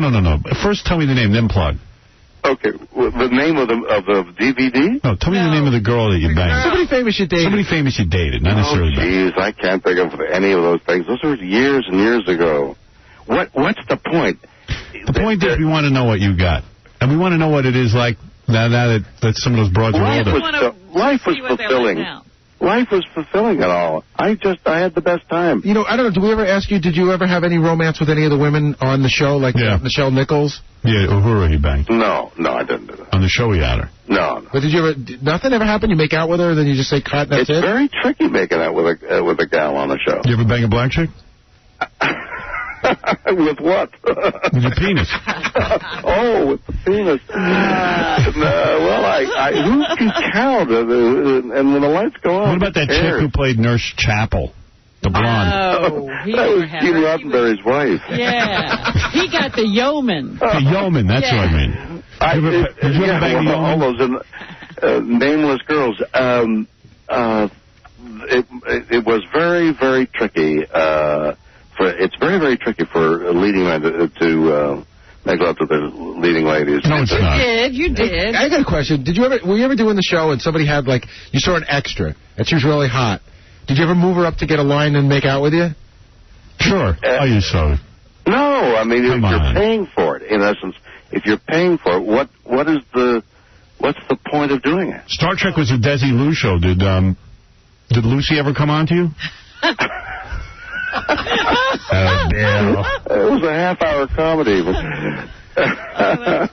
Lucy. No. So anyway, Howard, Groom Lake is a science fiction love story, and both those DVDs are in the local DVD stores. The Groom Lake is something beautiful and spiritual, and yet it's full of adventure. All right, so Groom Lake and WilliamShatner.com also. You can get all that. That's it, on the website. And there's 2 books out there, so look for those. Hey, Bill, next time you come in, we got a great new game for you. Yes. Oh, boy. We're playing this thing called Celebrity Ain't. Wait till you see it. You got it. What is it you shove up? No, wait till you see this. What we do is... You're for real. Love it. There's a very special it's better woman. than paintball. Oh, by the way, hey, before I even get into that... Maybe it gives paintball a whole new meaning. We were doing some research on you, and years ago, you claimed you were in an accident, and space aliens came down and saved you? Well, the truth is much less fun, I'm thinking. Tell me the truth. You want to hear the truth? And tell it to me, a guy who... Yeah, don't put okay, so spin on it. Yeah, and don't BS me. a guy, a producer was doing a pilot for an extrasensory show. And he said, has anything like that ever happened to you? I said, no. He said, has this ever happened to you? And he hands me a letter. And in this letter, this person has this adventure. I said, that could have happened to me. And we made it up. He made it up. All right, good, all right. And we shot it as the pilot to his show. He never sold it. And it became a Hollywood story, and the tabloids picked it up, and it was bizarre. Bill just doesn't want to seem crazy now. Right, and he's pretending he didn't have his alien experience. Adam, you alive over there? Yeah, I am. We started off with Angie Dickinson. I failed to see the relationship. All right. Did you ever get oral from Sulu? All right. Listen, I got to go. William Shatner. I got to go. Thank you so much. DVD Greenlight. Thank you, Bill. Thank you. It's my dinner partner, Bye-bye. William Shatner. Yes. Always carries a little camera with him and catches people making out and then photographs them. Catches people making out. Yeah. Is the tabloid problem him going out without his rug and having him take pictures? No. It's more like him wearing tight sweatpants and a tight T-shirt. No, the tabloids always try, like, you know, to me, William Shatner is like one of those guys. Everybody loves him from Star Trek and everything. Doesn't really harm anybody. He's like a nice guy. And like the tabloids, they try to capture him. Showing you the decay of your hero. Yeah, it's like they want to show you how old he's gotten, and they're out to embarrass him. Yeah. For whatever reason. Well, I remember even Clint Eastwood. Remember when they showed his varicose veins? Yeah. That was depressing. Yeah. That was really depressing. Although I got to admit, I liked it. You had to watch, right? I like seeing that Clint Eastwood, a guy who worked out his whole life, he's good looking, has these huge, giant varicose veins, and no one will bang him now. Yeah, but you got to figure if a guy who looked like Clint Eastwood when he was your age looks like Clint Eastwood when he's at the age he's at now, what are you going to look like when you're Clint Eastwood's age? Please. I'm gonna look like Yoko Ono. Yoko doesn't look so bad. Well, She looks better now than she did when she was young. She's almost 70. The thing about the Asians is they never really have a prime, but they don't really bottom out either. and isn't that a good way to be? All the way. It is. Well, it's not when you're under 40, but when you get over 40, it's a great way to be. Hey, I got to take a break. Let me take a break. We got so much to get through today. By the way, I enjoyed that list of 60-year-olds you would bang. Next week, we'll do 70-year-olds. Wow. That's going to be... You're going to have to return for that, Adam. Adam's new season of Crank Anchors premiering March 4th at 10 p.m. on Comedy Central. We'll take a break. We'll be back right after the... America's most trusted man, Walter Cronkite, and America's most stupid, Stuttering John, face to face. Can I ask you a question, Walter, for WXRK Radio? Can I ask you a question for WXRK Radio? Yeah, right. Since you stopped doing news, don't you think the quality has really slipped? Well, yes, I think quality of all of life has slipped over the last several years. As a matter of fact, television has reflected that and has been a part of it, and perhaps in some ways responsible for it. I don't think there's any doubt about that. Okay, what did William Daly ever do that was so friggin' important? That's the way you phrase your questions, is it? Is that the kind of answers you expect? Oh, yeah, honest. Well, I don't want to indulge in that kind of radio, thank you. I don't believe in that language. That's what's the trouble with our business today. Would you ever co-anchor with Howard Stern? So what's the trouble with our business today, using that kind of language? Upgrade your language, and you'll do something for a human being and for our civilization. I didn't curse. No, I didn't curse. Frigging. You think frigging's a good word? Well, it's not a curse. It's a bad word. It's a bad word. What do you think it means? It's just another word for saying, I don't know. What makes what do you think it means? Words should mean something, shouldn't they? It's kind of an adjective, Huh? It's like an adjective. But what does the word mean? It just gives it like emphasis. Would you ever co-anchor with Howard Stern? Of course not. All right. Thanks a lot, Walter. You bet, right. Friggin', for God's sake. Gee, take care, man. You're listening to the friggin' Howard Stern Show. For Christ's sake. What? Stern. Howard Stern. The Howard Stern Show. There was an article in, I think the New York Times this weekend about, like, fat chicks now are into being fat and they don't care what they wear. They all wear belly shirts. That was in the New York Times? Yeah, they even have, like, fat women's stores where fat women go and they can buy belly shirts and sexy outfits. Because women... Because you wonder who's selling that belly shirt to that fat woman. Because our country's fatter than ever. Have you seen the women with the fat With the belly shirts? All you have to do is turn on Ricky Lake. Huh. Where's Adam? I'm talking to him now. Bro, I'm right here. I'm sorry. What are you doing, Adam? I didn't know who he was talking to. I thought he was speaking to his audience. We were supposed to get cameras so that we could see each other, but what happened? I don't know, Jeff Schick said he had it all together, and then I guess he doesn't. Well, it's close, but there's still a few more bugs to work out. But that's not going to stop me from giving an opinion on fat chicks and belly shirts. Don't worry about it. All right. We all still want to be able to speak out against that. Here's what the syndrome is, basically, is these chicks, they go, they're 296 pounds, and then they drop 14 pounds. They get down to 282, and then they think they can start wearing the belly shirts and the ski pants. But they don't realize that to us they're just fat asses. We don't know that they lost weight. Yeah, be proud of your weight loss when you lose 75 pounds. All right. In fact, they even get the belly piercings. Yeah, I mean, why would you accentuate that area? Al Roker has lost a ton of weight, and he still looks horrible. Yeah. You know what they should? When I'm in charge, let me tell you how it's going to work. We are not going to sell these belly shirts to fat chicks, just like we don't sell cigarettes to minors or booze to 19-year-olds. There you go. There's going to be a little warning label. It's going to be like the labels they have on the video games that are too dangerous. And I'm going to need to see a note from their doctor. I'm going to need to weigh them. I got to get a height measurement. There's a whole incredible math that needs to be worked out before these things are sold. By the way, they did say at some small airlines now, they're going to have a scale, and they will weigh the passengers. Why? Because and their luggage. Because one of those planes that went down recently, they think it might have been, like they're miscalculating how much weight these planes can handle. Right. Yeah. It's always a bad sign. I don't know if you guys have ever taken a flight where they ask you to get up and move toward the front of the plane. No, that hasn't happened to me. No. Oh, it is. Actually, that did happen to me once, where they said that it was a smaller plane and people should move to the front. It's unnerving, isn't it? Yeah. What does that mean? When we need to turn to the left, should we all lean? How does this go? Rob and I were talking about the E! Network, and a lot of their shows don't sort of work. They're doing a dating show. You can date celebrities, but one of the first ones they got was Eddie Munster. Right. Butch Patrick, who literally has turned into one of the Munsters. I mean, he is frightening to look at. He didn't grow. No, and his head's huge. His head is huge, and he's just frightening looking, and he's hairy. And yeah, he looks like a little wolf boy. He's a monster. Eddie Munster turned into a monster. So they send him out on a date with some chicks who aren't bad looking, and they're like, oh, my God, he's a monster. It's like they saw Herman. One of the girls says, this is a joke, right? Yeah. I mean, there's a hidden camera behind the hidden camera. It's really kind of depressing dating show. Yeah. And if the guy was on a show that hasn't been off the air for 45 years, then maybe it's a push, hot chick. But you would think the E! Network could get, like, George Clooney to do a dating show, because the E! Network kisses so many celebrity asses. That's all they do. Yeah, I mean, you'd think that, but they get Eddie Munster. Nobody respects them. Well, maybe they had their choice, and maybe they just went with Eddie Munster. Yeah, out of all the celebrities. Yeah, and they follow him to one of those autograph signing things.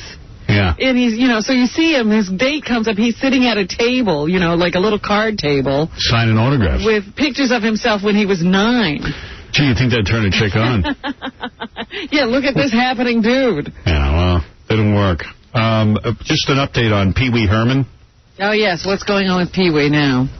Okay, here's what we got. Prosecutors have officially abandoned plans to claim that Paul Rubens owned child porn. Oh, really? Yeah, I think they're dropping it. He just rented, evidently. No, what it turns out is, this is unbelievable to me. Police seized well over 30,000 images and more than 650 hours of film from the actor's vast and valuable historical collection of artwork, memorabilia, and adult erotica. The only thing that prosecutors could identify as child porn were isolated images in a movie, a few magazines, and a book. And what the best part of this story is, when you think about it, is the police left behind 70,000 images and thousands of hours of film. I'm wondering what that house must look like. Pee Wee, not only with the house, I mean, Pee Wee must really love porno. I mean, not only did he get busted in a porno house, pleasuring himself. Right. But his house is full of it. But then he goes home and has over 100,000 images. You know, that stuff takes up room. Yeah, I mean, he's literally, he goes out. Why would you leave the house to go watch porno? Well, maybe he started collecting after he got busted in public. No, I think this has been going on. I mean, this guy really loves porno. I thought I loved porno because I watch the occasional porno. No, you don't love it. No.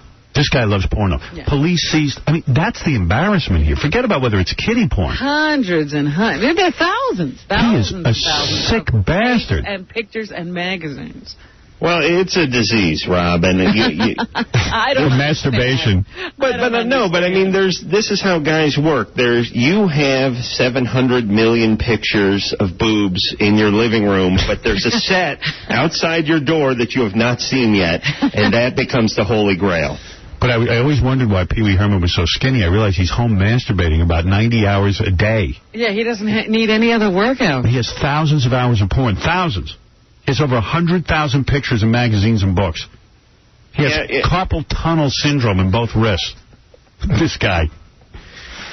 The good news is he's so skinny he misses himself when he climaxes. Well, actually, he said... Let's go to Pee-wee's house. Forget all these other trips. Pee-wee has to go back to work just to buy more Kleenex. He's run out. Let's take a tour. Give me that MTV crib. I mean, can you imagine, like, he just goes around the house, like, you know what? He's got his hundreds of thousands of images, and he's busy, and he's touching himself. I mean... Do you think he just pulls out anything, or does he look for something special? I think he tries to disguise it all by displaying a lot of this stuff. Right, as art. As art, but I mean, he's definitely whacking it 24/7. But do you think, as I said, that he just pulls out anything at a given moment, or does he have special things like your special tape that he sometimes looks at? I don't know. I think after a while you have so much porn, nothing special. Yeah, how could you tell? I could see him combing through his mass empire of porn and, like, finding his maid's corpse from 1979. She got trapped behind an avalanche. See, that's the real Pee-wee's Playhouse. They should go on HBO and have Pee-wee's Real House with all his porn, and he gets to play with that on TV. I'd watch that. I mean, I'm fascinated by him. Well, they are buying the argument, then, that his lawyer made, that it's just old pictures of children nude. It's not new stuff. But the other big story we talked about earlier this morning, and this one really kills me, a mother was killed and dismembered. A mother was killed, her head was chopped off, and her hands were chopped off by her sons, who tried to sort of disguise the whole thing Sopranos style. They saw it on The Sopranos, and now they did it to their mom. You know, they didn't make that episode detailed enough because they wound up getting caught. These kids, the victim's head and hands were found in the apartment that they shared. So the body parts were found in different places in the apartment. They found the head on a coffee table in the living room. What? Yeah. Like displayed? Like Pee-wee. They're using it for an ashtray. Yeah. Well, you know what I say, nature or nurture, take your pick. Either way, it's the mom's fault. Yeah, right. Either it's her genetics or the way she raised them. Right. And the sons tried to put her body in a dumpster around 2 in the morning, but they were spotted by a security guard who saw one of the victim's feet. Yeah, they didn't even cover up the whole body. Yeah. How old were these kids? I don't know. One's like 20-something in college, and the other... College? What college? 15. He's very smart. He's like a chemical engineer. No, he's not. Major. He can't be smart. He's not... Well, I don't know how to go to chemical engineering school. By the way, the real strange thing is Christy Brinkley was at the dumpster right afterwards taking pictures. Did you read that in the Billy Joel car accident? Christy Brinkley... Oh, now they're speculating. The reason Christy Brinkley was at the Billy Joel... accident scene taking pictures is she doesn't want her daughter driving with Billy, and she's going to try and go to court. Oh, it's evidence. Evidence, yeah. Well, what is she? Does she have a police scanner or something? I mean, how did she get on? I don't know, but I'll tell you what, man. Christy Brinkley doesn't have to do anything all day thanks to Billy Joel. And the fact of the matter is, what is she busy tracking him down and taking pictures of his car accident for? Wait a minute. She still has to make those infomercials with Chuck Norris. Oh, that's right. Well... Anyway, so now with this kid chopping off his mom's head in the hands, this brings up the whole argument about how TV is bad for you, and when you see stuff on TV, the kids are going to emulate it, and you never hear about kids watching TV and doing something good. It's always something bad. It's always kids watch TV and then they go and shoot other kids, or they watch TV and they go out and rob someone. And you never hear a story where, like, two teenagers watch an episode of Nova or something, and then they decide to become scientists, and they spend all their time studying and working part-time jobs, and they sink all their money into a cure for cancer, and they're in their bedrooms constantly working for cancer. You never hear that. Why is that? Well, it's harder to verify if you really think about Howard's scenario. Doesn't make headlines. And yeah, but listen, when you're a retard, because it doesn't happen. Retard. Yeah, you see dogs humping, you get horny. You see a beer commercial, you get thirsty. You see The Sopranos cutting up somebody, you want to cut up your mom. Well, how about, like, you always hear about some kids lighting a homeless guy on fire because they saw it on TV. How about, like, two teenagers see a homeless guy being lit on fire, and they decide to volunteer and work in a homeless shelter to prevent this kind of thing happening. That doesn't happen. That'd be beautiful. But apparently television is the devil's tool, and he's using it to corrupt, especially our show. Even if there's something good, the kids it doesn't go in. No. Only the bad stuff. I got to confess, whenever I heard that devil's tool adage, I thought they were talking about the devil's penis. I didn't know they meant it that way. That's interesting. Yeah, well, you learn a lot on this show. Yeah, that clears up a lot for me over the years. High Pitch Eric tried to make a phony phone call. Oh, he's back to He's phony back. phone calls now? He's back to make another phone. But his phony phone calls, they're funny. I mean, I laugh at them, but they don't go anywhere. And every phony phone call is the same thing. Yeah, somebody did something to him to make him sound like a fag. To sound like a girl. So here is yet another attempt by High Pitch Eric. Adam, you should like this. You have crank anchors of the show, so here we go. Can I help you? Hi, are you the manager? Yes, sir.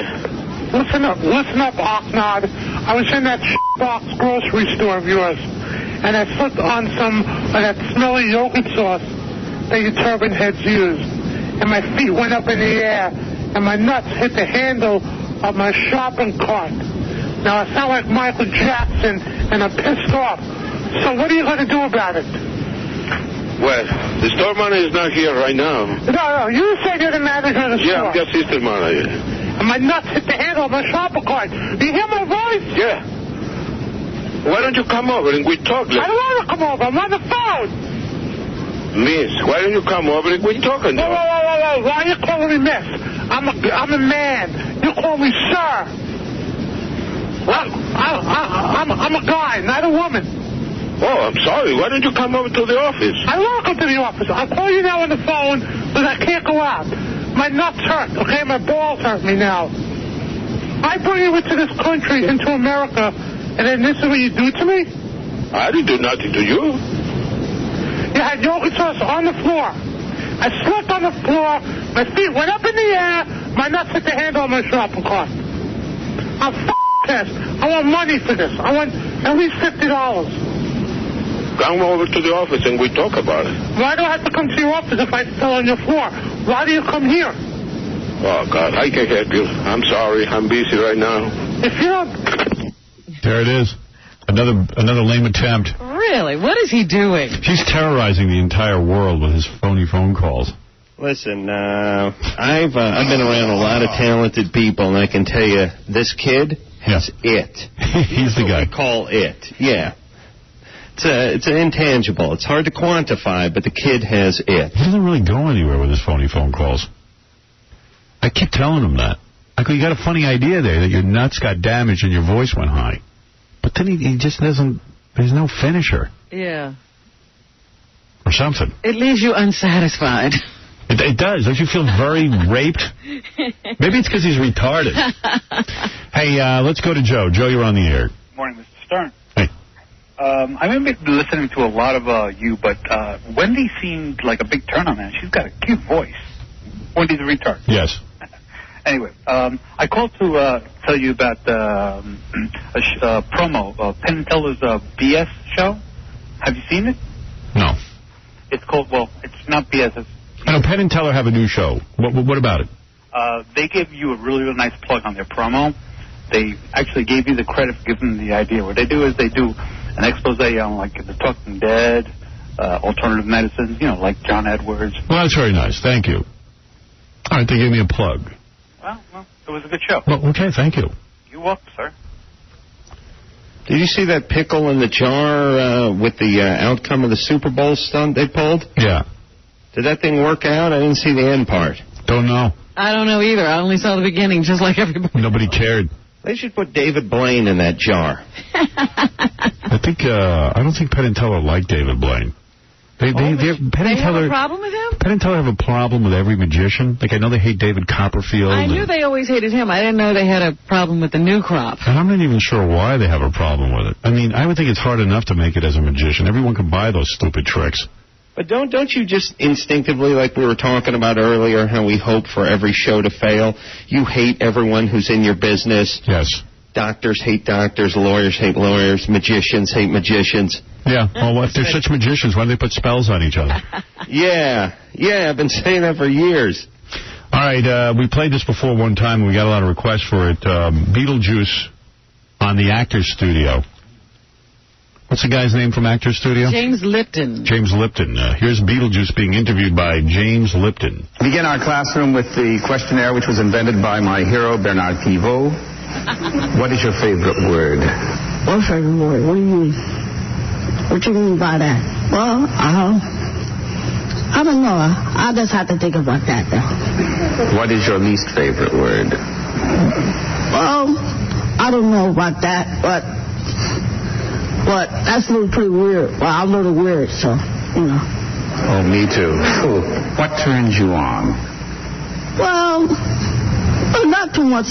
Sometimes the women, sometimes, you know. Sometimes I don't think much, so, but, you know, sometimes I think too much, so. So I had to go out and get a drink, because I had to think, you know. I have to get away to think, you know. What turns you off? Well, I had like too many things to do, you know, work all this to different places, you know what I mean? Well, there's a lot of things, I got a lot of things in my head, and I can't, you know, but I have to do it, but, you know, I have to get away a little bit.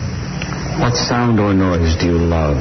Well, sound and noise is like, it's all music, you know, just old music, you know, so just thinking in music, you know. What sound or noise do you hate? Well, the noise I hate is too much noise, too much songs, too much, you know what I mean? Well, it just gets you a little bit of headache, a little, you know, gets rid of a little headache, a little, but not too much, but. What is your favorite curse word? Well, I don't curse that much, but, you know, sometimes just get a little crazy sometimes. Well, I don't say too much of them, but, you know, I usually call assholes, you know. Okay. What profession other than yours would you like to attempt? Me? I just sit around the house and drink beer all day long. I'll always be like security guards, you know. You know, a lot of people have jobs like that. You know, yes, a lot of things you could be if you wanted to. That's an easy job I could get for myself, you know. What profession would you not like to participate in? Well, certain jobs I do like. Well, certain times, certain people had jobs, two different jobs, you know. Certain people had like that garbage truck. Adam's beating off to this. Trucks, Too late, I'm done. paint jobs, truckloads and all that If you want to do it, like, you know, it's all different jobs, you know. Paint jobs, load trucks, whatever you want to do, you know. And they all ship out wherever they go. You know? That's how it is. That's a job, so what's that have to do with it? Well, they just do it. You know? Finally, if heaven exists, what would you like to hear God say when you arrive at the pearly gates? Well, God will tell you got a job, you do it. It don't make a difference. It don't make a person whoever you want to do, you just do it. You know? Right. Hey, Beetlejuice, take care of yourself. Hey, get a job, hey, do what you have to do. Walk out and got a job and do it. Fascinating. That Lipton is such a blowhard. Comes on so serious. Have you seen him? Oh. Yeah, of course. He's really a blowhard. He's got that bad comb over. He kisses all the actors' asses. He's a real pain in the ass, this guy. Didn't you used to date Bernard Pivot, the guy who invented that list of questions? My hero. My hero, Bernard Pivot. Beetlejuice. Later this week, James Brown coming in with Janie the cleaning lady to interpret what James Brown says. She's the only woman who understands him, quite frankly. We also want to remind you that tonight on E! Part 2 of our Bachelorette show with Nikki Ziering. See what happens when hot-smoking piece-of-ass Nikki gets hit on by 5 horny guys. The audience picks her date. The best part is tonight. You see the date. Oh, boy. Fantastic. Have those two haven't got divorced yet, Ian and... They're divorced. Oh, they are? Yeah. Oh, good. That's why she's on Bachelorette. I see. I get it now. But why she keep her last... She should get her old Playboy name back. Well, the Ziering name in Hollywood opens doors. Hey, look, she's done a lot to market that name. I mean, when you're the ex-wife of the incredible star of 90210, I think that pretty much makes the world your oyster. You can't give that up. It's like Ivana Trump. You never lose that name. Yeah, you don't give up the Trump name. All right. In the newspaper today on the front page, this is good. I don't get this at all. So, a bunch of kids, 4 teenage boys, yes, decided to take a boat ride. Not even a boat, it's a dinghy. A dinghy ride at 9:30 at night. On what river? It was on City Island, so what's that? Out there, the East River? East River, yeah. The East River, which is frozen over anyway. I don't know how you take a boat ride on the East River. It's frozen. And it's one of the coldest nights. The East River's not frozen. So these 4 kids go out and they get in a dinghy and they go on the East River. And at some point during the night, it was Long Island Sound. But Long Island Sound is frozen over. See, I don't understand anything about this story, but all I know is these kids are out on the dinghy. And they have their cell phone with them, and they call 911 because they're panicking, and all you hear is like, hey, we're on Long Island Sound, and we're drowning. You know, in the freezing cold water. Help. I think the dinghy at that point was taking on water. They said they had a problem. So now the 911 thing is that they never called anyone to save the kids. They said they didn't know where to, they never identified a location, like the phone went dead or something. Yeah, but all they had to do was send someone over to Long Island Sound, at least make it look good. Well, that's true. They would have been dead by the time the boat got there anyway. That's what the police commissioner's saying, but the same point is you send someone over anyway. Yeah, well, the point is they would have been dead, but somebody would have been there. Right, someone would have been there at least to say we tried. Now we can't even find the bodies. So now there's going to be some lawsuit or something, I'm sure, because 911 didn't respond fast enough. Well, really, but why didn't 911 respond? I mean, the person said, well, we just didn't kind of react. That's the job of 911 to respond. I don't know why they decided not to. But if there's no bodies, then how do we know it's not a hoax? Hey, this is no hoax. The families don't know where their kids are. They're probably out in Florida, tilting a cold beer and checking out some chick in a thong back. That's what I think. Family only wishes. What? I said the family only wishes that was true, but that's not the case. The thing that I thought was, they were a rock band. They were a band. Yeah. And they were hanging out, and they just decided, for some reason, to go boating. It was freezing that night. Yeah. It was one of the coldest nights. I've done some dumb stuff, but nothing like that. Looking on the bright side, they're going to be jamming with Jimi Hendrix and Keith Moon now. Oh, you. Hey, let's go to Ray. Ray, you're on the air. Hey, Howard, how are you, man? Hey, bro. San Diego is breathing a big sigh of relief that the Raiders are out of town. It was ridiculous all week long here. Why? Oh, man, they're the worst. They're the Raider Nation. I went downtown Saturday night, the night before the game. San Diego, you saw it was beautiful out here. It's a great town. It's a great event, everything like that, and they just ruined it for everybody. I work in the bartending business. The bartenders were terrorized. Downtown Saturday night, they had this huge fireworks show. It was awesome. Well, Oakland's a weird town, isn't it? Yeah. Well, the problem with Oakland is that not only did Oakland, you got L.A. people coming down from San Diego. So it was just a nightmare in downtown. And last night after the game, they had to close bars down because there was, you don't hear about all this on the news. The NFL doesn't hear about all this. I really don't even care, do you? I don't care. I just want, how did this group of fans get their own name, the Raider Nation? I don't know. I don't even care. I got a question, though. This guy's a bartender? Because I was out in San Diego on Saturday night, and, you know, it's in California, so last call is at like 1:30, and there's a whole bunch of people that are ready to go all night and no booze to fuel them. And should we be holding Super Bowls in places like this? No. You know what I mean? No, I mean, you should be able to get booze in a town where you're going to party. Shouldn't they give them some sort of temporary voucher or something that lets them serve booze till 4 a.m. the week the Super Bowl is there? I was very upset about this. Hey, were you there for Jimmy's first show? Yeah. So is it true that, like, they gave the audience alcohol and then the woman vomited? Yeah, I think that chick may have been in Snoop's posse, to tell you the truth. So is the network really freaking out over the fact that she vomited and they're not going to let them serve alcohol anymore? Yeah, I think Disney was pretty PO'd about the fact that she was vomiting out on in the audience. I'm not sure actually where she vomited exactly, but the point is again, this is one lightweight chick ruining it for everyone. First night out. It's a good idea to have the audience drink. I mean, it's fun. I mean, I've done that, but then you're responsible for everyone's drinking. Right.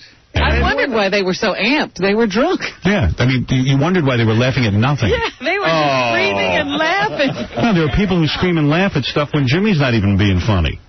Well, but again, it's not a knock. It's just that when people laugh inappropriately, you're like, well, what are they laughing? They're having a party out in the audience. Yeah, but also, to be fair to drunk people or people who perform for drunk people, for every joke they laugh at that's not that funny, there's 5 jokes that they don't understand. I like the show, by the way. I think Jimmy's great. Why is everyone saying I don't like Jimmy? Well, they haven't said it recently, have they? No, I hope not. ABC was saying it. Well, I heard you on the air in the 7 o'clock hour talking about hoping that his show fails. That was you. I thought that was you. Well, you agreed with me, Howard. I did. That's the point. It's funny because you work on the show. Tom, you're on the air. Hey, Howard. Hey. What's going on, brother? Hey, I just wanted to say something to you real quick. What is the deal with the big people wearing stuff that's not appropriate? I just talked about that. I talked about fat chicks not wearing... That's bringing up an old topic for. Darren, you're on the air. Hello, Howard. Yes, my name is Darren Jones. I am the agent for Buckethead, the guitarist, the world-famous guitarist with the Guns N' Roses. I would like to bring my man in there and have him set the story straight. What story? The story, we had to cancel the European tour.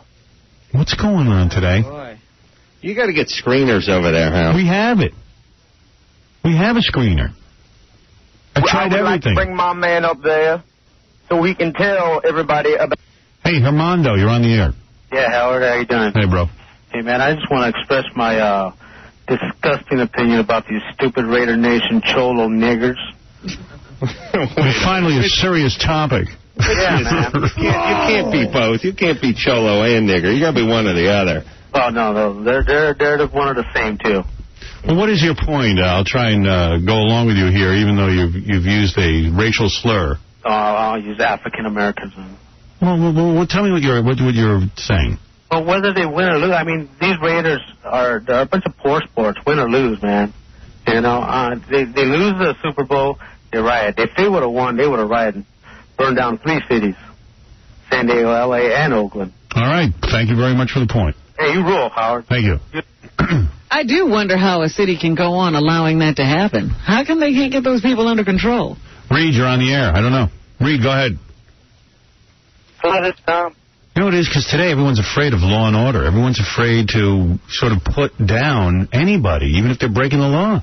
It was amazing because I heard people in the news saying, what are we going to do? They've just burned down our entire street. Yeah, I mean, back in the day, a cop wasn't scared to pull out the nightstick and give you a beating about the head. You know, even if you weren't doing anything. Maybe what's ruined law and order is the video camera. I mean, that's right. You know, you can't. When you were a cop in the old days, you could beat the crap out of these people and get things under control. Now you can't even. Now you can't even do anything. You'll be sued. Well, I guess it's our fault. Of course it is. We have to live with burning cities when people win a football game or lose one. It's not even fun to be a cop anymore. I know so many cops are going to retire early. Yeah. You can't even beat anybody up. I'm not talking about beating somebody up for nothing. I'm talking about you see a guy riding, you whack him over the head with a stick. Yeah, or maybe he's a black guy in a nice car. Whatever the reason is. You know how the blacks like to taunt us by driving nicer cars than us now?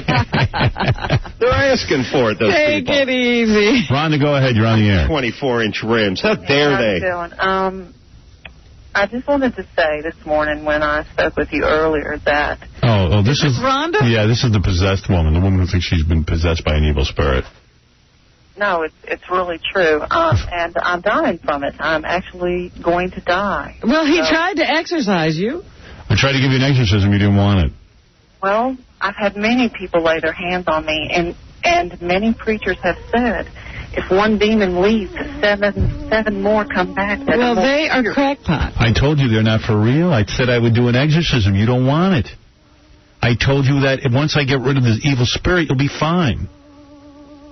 I don't really think... I don't know why you believe everyone. Why are you calling back? Well, because I was just amused at his humor earlier, but this is real serious. I mean, I'm losing my family. What is it, John? She feels that she can't tell you what the evil spirits are making her do because it's going to You want me to be totally honest with you, Rhonda? Go ahead. You're insane. You're losing your mind. You're a mental patient. And you shouldn't be going to preach. You should go to a doctor. Yeah, you need to go to a mental health clinic. Actually, that's not true. Yeah, no, listen to me, Rhonda. It is true. Actually, you wouldn't know what's true. You're clinically a schizophrenic, probably. I'm not a psychiatrist, but I don't think I need to be one to analyze you. And you're horrible at playing the saw. I heard that in the background, and it's not amusing at all. You can't stand your boring life. And now you've created a special evil spirit inside of you. No, actually, that's not true. And you're boring and dull, and your husband's had it. Do you have kids? 2. Yeah. I'm sure. How old are the kids? Daughter 19 and the son 21. Right. You have a 21-year-old son, daughter 19. They don't live with you, do they? Yes, they do. You want to know why they live with you? They're afraid to leave you. They know you're going to go whacked out on them. Well, they're getting out of there because they're afraid she'll wake up one day and then the evil spirit will be telling her to take them out. Howard, be honest, though. You had an answer for them even if they'd moved away, right? Yes, I did. Okay. I can go either way. You're very versatile. Yeah, so Rhonda, let me ask you this. Who told you for every one spirit that leaves you, 7 move in? It's in the Bible. Yeah, but who told you that? Name the quacks that tell you these things. Okay. Billy Graham's best friend, T.W. Wilson from North Carolina, his wife told me. Oh, wow. That's really removed. And you believe her. You know what? Listen to me. Have you ever been to a psychiatrist? I did go to one back in March just to get medicine so I could sleep, but it doesn't work.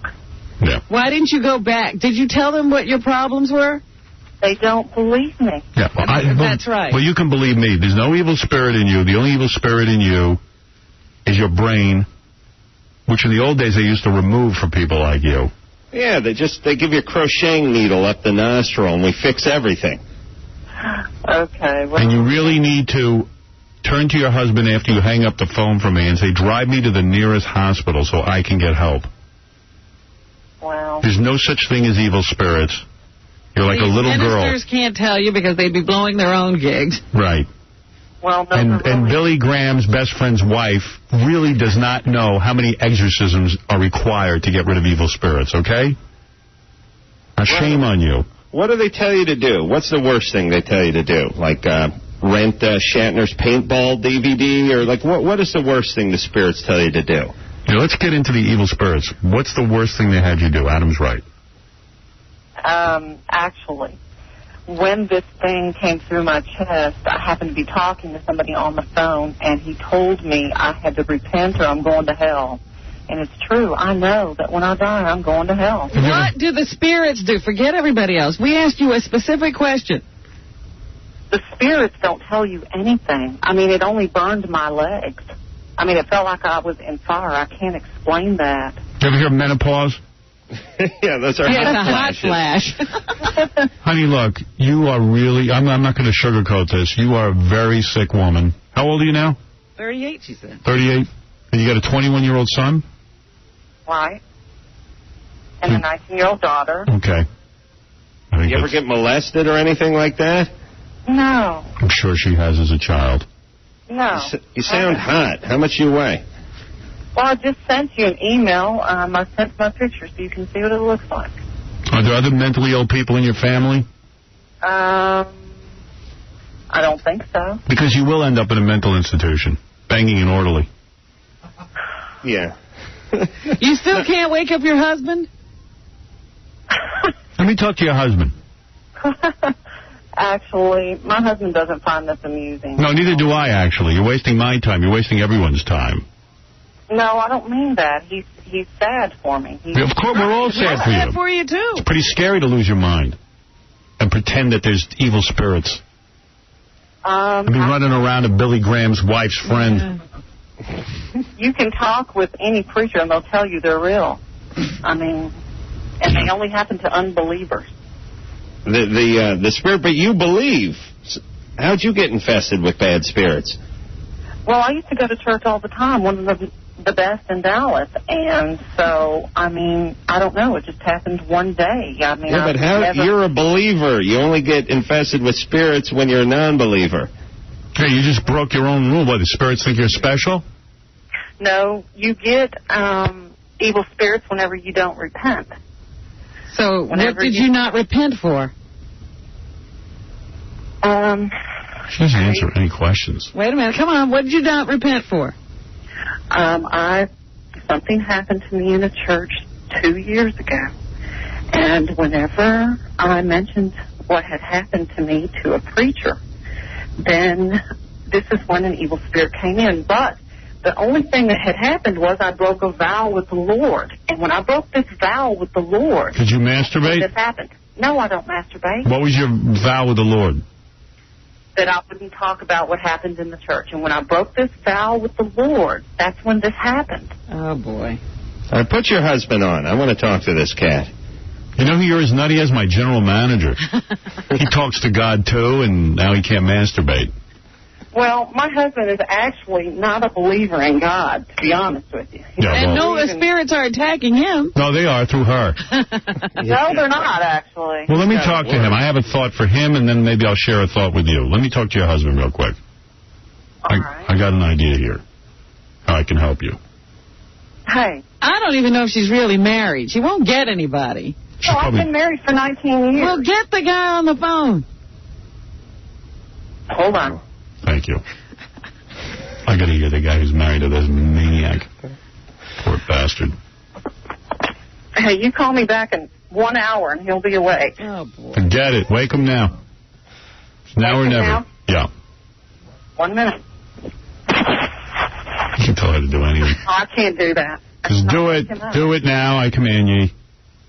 You cannot do that. All right, then I got to go. My husband's a hard worker. I can't do Probably has a corpse there. There's no husband. I know. She doesn't have children or a husband. Go get one of your kids. I know. I fell for that.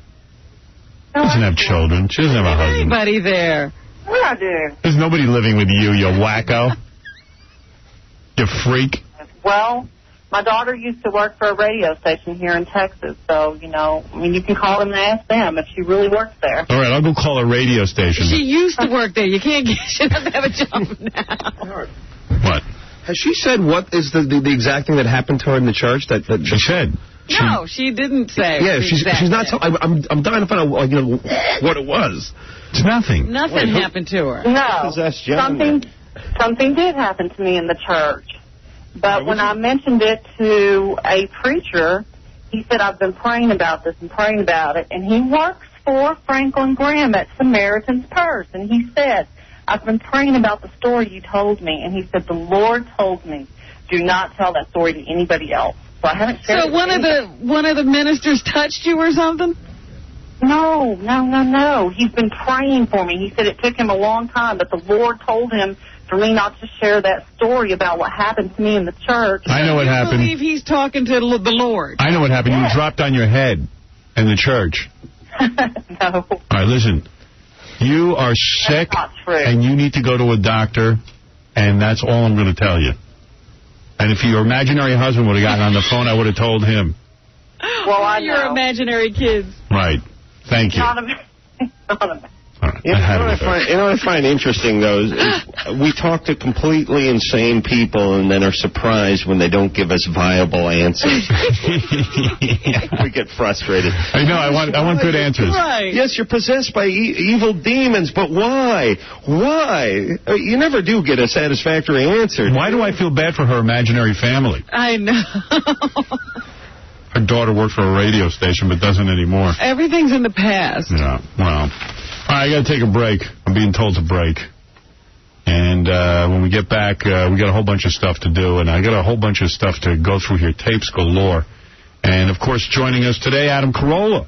Great to be here. The Big Deal producer of Crank Yankers, premiering March 4th at 10 p.m. on Comedy Central. We'll be back right after these words. Oh, my God. The Howard Stern Show. Hi, I'm Scott the Engineer, and my most memorable moment from the show occurred a few years ago when Howard, for some reason, insisted on attaching a fishing pole to my toupee that I used to wear. What he wanted to do was have my toupee talk to the Gary puppet. All right, hook up the fishing pole. That's good enough. There's a lot of glue under that head. Just imagine that's on your head all day. All right, here it is. This is Scott talking to Gary's puppet. Hello. That's the wig talking? Yeah, this is the wig for sale. Okay, it sounds like this. All right. Gee, Gary, I feel real stupid. I forgot the air conditioner. What is the matter with you? Don't you know my Volf is the Volfus of Volfus?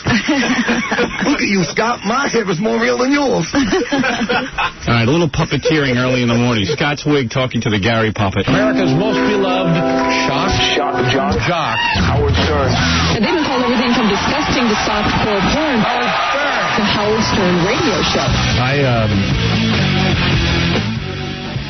haven't done Letterman in so long. I know. Do they ask? Yeah, well, I think they've stopped asking. Well, when they get so many no's. But do they stop asking? I always wanted to ask you this. Do they stop asking because you have said no? Or have they stopped asking because Dave's not mad at you and anything? No. Not mad at me at all. But they just know I don't do it. I don't know. I used to have such a desire to be on Letterman. Like it was some sort of big deal. And then I realized one day, it was like, why is that a big deal to be on Letterman? You're very funny when you do it, though. I enjoy doing it. And it's funny because he's... Actually, I don't enjoy doing it. That's why I stopped. You stopped. I thought, well, gee, they don't even pay you. Why would I do it? I'm celebrating my 4-year anniversary of not doing Letterman this week, actually. Has he stopped asking you? He has never asked. You did Leno, though, once, and he didn't like your appearance, right? Me and Jimmy did Leno twice, and I don't think he was crazy about us, and now we're for sure not coming back. But Conan was the best because Conan didn't like me either. Conan didn't like you? Conan's desperate for guests. I've never heard anybody say that. You want to hear desperate? I was out in New York right after 9/11, and he couldn't get anyone to come into town, and he still wouldn't have me on the show. And the thing that was funny is he said, well, we don't do teams. We don't do partners. He was going to do me and Jimmy on the show, but he said we don't do teams. But I had done the show twice with Dr. Drew, my other partner, so it sort of shoots holes in his... What he meant to say is, we don't do Adam. We don't do you and any partner. But what did you do? What do you think you did on Conan that made him not like you? It wasn't funny. I think, how dare you, sir? You know Conan knows who's funny and who isn't. No, I think it got a little scatological. Maybe it took a turn. You know, I think I called someone in the audience a lesbian or something, and, you know, Conan, he just slides the chair back and pretends like you have herpes, and he doesn't want to get near you. I heard you bent Conan over the desk and pulled his pants down and tried to use your finger on him. Yeah, but tried. No, that was during the commercial, though. That was no big deal. Well, I don't know. I mean, I haven't done those shows. Jimmy actually asked me to do his new late night show. I was sure he would. Yeah, he kind of said, hey, if you want to come do it. I said, stop right there. I don't want to do it. Why should I do it? Why? Like, as Adam said, who wants Jimmy to succeed? I did not Only say if he that. becomes very big when you do his show. I don't even know if I'd do it then. But Howard, seriously, Howard has been great. I mean, with doing the crank anchor phone calls and Jimmy's show. Adam actually called me and put me on the spot. He was like, "Would you please do a phony phone call for crank anchors?" And I was so proud of myself. I said no. Yeah. Well, he couldn't possibly say yes to Jimmy having said no to crank. Well, that was the thing. I mean, in all seriousness, I get asked to do a lot of stuff, and I just say no to everything. But Howard, like Robin's no party eating. Seriously, where do you find the time in your busy schedule not to do all this stuff we want you to do? It keeps him very busy not doing it. You know, I don't know that Adam wants to hear this, but I think that Adam's the first person you've ever said no to directly. Yeah. I felt comfortable enough to tell him no. I thought it was funny that you felt comfortable enough with Adam. I didn't have my agent do it. As a person. I think I've actually grown as a person. I'm able to now tell people no. And when I thought you said you told Angie Everhart no. I did. You did tell her no, right? Well, I wasn't as healthy as I am now.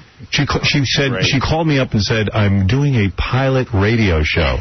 I said, "Whoever does a pilot?" I've never heard of such a for a radio. No, she goes, her and her friend Jay. There's some sort of all women's radio station they're putting together, and she goes, "I want to call you and you'll be my guest." I go, "Let me understand this. You want me to be your guest on a show that's never going to air?" I said, "So this tape is going to circulate all over town and I'm going to be on it?" So she goes, "Yeah." And I go, "Well, I don't think I really want to do that." And she went, No, you must do it. You have to do it. So that's just when I had trouble saying no. So I said, you know what? I kind of said, like, if you heard someone say, "Well, I don't really want to," wouldn't you just, like, back off? Right. So she said... I would. No, you wouldn't. Adam's awful. I said to Adam, "I don't want to do your crank anchor show." And he went, "Oh, come on. You think it's going to look good when I go back to Jimmy and Daniel and tell them you won't do it? And they think I have a friendship with you?" And I said, "Well, do you really have a friendship with me?" Oh, Howard, you're so cruel. But listen, I'm really happy that I busted your in-person no cherry. That you hadn't actually said that before to another human being. Yeah. So listen what I did with Angie. What did you do with Angie? With Angie, I went, "Look, I tell you what, I'm really tired. I'm probably going to go to sleep. But if you ring my phone, I'll definitely, if I'm here, you'll pick up." I'll pick up. Is that what you said? So she called like 4 times during the course of the show, and I didn't pick up. Oh, you just didn't answer the phone. Yeah. You were awake. And we had a relationship, Angie. I mean, a lot closer than me and Adam. I mean, well, I would hope. And I felt terrible admitting that. I thought you had actually been capable of saying, "No, Angie, I can't do it." And then here's the kicker to that story. Like the 5th time she called, I knew, she told me what time she was taping. I knew it was over. I picked up and I go, "Oh, hi. Yeah, hold on. I'll do the show with you." And she goes, "No, it's all over." And they went, "Oh, that's terrible." You really are bad. Those hot chick radio shows never work anyway. That's what I tried to say. Because, someone calls in and they're like, "Angie, what do you think about the situation in Iraq?" And she's like, "You sound hot." No, that's not what she would do, but... Yeah, that's what she'd do. I like Angie a lot. But I didn't want to do any show. And I like Adam a lot, and I didn't want to do any show. And I don't want to do Letterman, and I don't want to do Jimmy's show. And everybody's got a show. So you got to say no to everyone. Everybody's got a show. Yeah, everyone's got a show that they need to do. At this point, it's true. Oh, you know what I thought was one of the most uncomfortable things that started on the air, went off the air, and then turned into phone calls was when Fred Drescher was browbeating you to do her show. I know. And that was so tough. How did I get out of that? You said no on the air, and she was like, come on. And then off the air, she's like, come on, you'll fly out, it'll be fun. And I think that you finally told her that she had to call your agent. Right. I didn't want to do it. Imagine me on the nanny. I get 1 million calls to do these sitcoms. Yeah. Like The Nanny, or Spade calls me all the time for his show. Whatever that show is called. Just Shoot Me. But I don't do these shows, so now these shows have gotten... Now they call like Stuttering John and Baba Booey. Right, yeah. I think he cited this when he was telling me no, by the way. He brought up other famous people he'd said no to in the last 6 months. Well, you have a list. I said no to better people than you. The only show, I swear to you, I would do... Spade, and I said no to him. The only show I would do is if they brought Magic Johnson back. I would do that anytime. Dying to do that again. You would do Jimmy Kimmel's show if they announced that this was the last week. You'd have to do a show when it's on its way out. I would have done the Chevy Chase show. Oh, God. I would have done that. Well, I would do Jimmy's show if when they canceled Jimmy, like after 3 weeks, I would go and do it. I promised Jimmy I wouldn't say anything, but I guess it's time to pull out all the stops. He's going off the air on Thursday, Howard. I'm there. You don't want to miss it. Adam, a feature... He's HIV positive as well. I'm going. Here's a feature I know you enjoy. Adam was asking me what the top 5 songs in the country are. He was. Yeah. You know what else we got to talk about? The cab driver story you told. That's very funny. Which one, all of them? All of them. How about this? Baba Booey told the cab driver that he smelled, so he had to get out of the cab. Baba Booey. Wow, you're brave. That's bold. Yeah, you get a cab, right? Baba Booey. You got to go somewhere. You know it's going to be a long trip. The cab just reeks of body odor. Beyond belief body odor. So it depends. Usually in the summer it's worse because you can't open up the windows and So I go like 50 feet. I realize I'm already getting a headache. I'm not going to be able to go all the way to Kennedy Airport. And I said, you got to let me out. And the guy goes, what's the matter? I said, I got to be honest with you. It smells really bad in here. I'm going to take another cab. And then I get out. Where are these guys from that smell so bad? Everywhere. I can't even figure out where they're from. That's a lot of. Well, first there's a lot of Indian guys. Yeah. There's a lot of Pakistani guys. A lot of Middle Eastern guys. And I think the problem is no deodorant. It's got to go past that. This is way past no deodorant. And ironically, they were thrown out of their country for smelling too good. So, oh yes. And you know what? Like I went to Italy once on a tour, and there was a woman that was our tour leader, and she told us that she bathed every other day. That's just. Why would she tell you that? Because we were just discussing it. And we knew, like, we were with her for 3 weeks, and we knew what the good day and the bad day was. Yeah. But somehow it came up, and she's like, because you have to be friendly with them. And she said, yeah, you Americans bathe so much, every other day is plenty. You Americans. Yeah, because we don't want to smell like you. Well, I remember when I was in high school, we had a Greek woman teaching us French. She smelled? In the spring when it started to get hot in the classroom, she would walk down the aisle and we would wilt. Yeah, well, he went in the cab and, first of all, he said he was telling me how he went in the cab the other day and the woman was playing out loud, weird music. Yeah. What is that? It's some sort of Persian music. So he said to the woman, can you turn it down? And you know what? In any other world, when you say, can you turn it down, means turn it off. Right. She just, turned it down a tenth. Bit. Yeah, like nothing. It's a guy who sounds like he's choking on his own tongue. It's like, You know what really adds to the discomfort, too, is the C celebrity they have do the pre-recorded wear your seatbelt message, like when you hear Eartha Kitt behind you telling you to put your seatbelt on right after you slam the door, and then you got this guy smelling like cracked curry in front of you. You just got to get out. You see that elephant on his dashboard. The elephant with his 7 trunks and the 9 arms. And the Eartha Kitt one is really sad because how old is Eartha Kitt now? It's 70-something. She goes, hello, this is Eartha Kitt. And he's like, wait, you know what? 70 years old. Yeah, you're dried up. Yeah, are you gurgling? What are you doing? So what happened? You got in the cab the other morning? A tube actually got caught on the microphone. What was the story on the cab? Which one? The one to the airport or the ones where the guy's talking on the phone the whole time? Both of them. Well, when you get in the cab now, it's generally a Middle Eastern guy. He's got the cell phone up to his ear, and he's talking, blah, blah, blah, blah. And then once in a while he'll say something in English, and you'll think he's talking to you, and he'll go like, stop doing that. I'll go, what? I'm sorry. I'm not talking to you. But the whole time it's talking and talking and talking. There's a weird thing going on in cabs now. They've got these 2-ways where... Yeah, it's on a radio. It's not even a cell phone. And they all talk to each other the whole time. They all seem to be yelling, too. Yeah.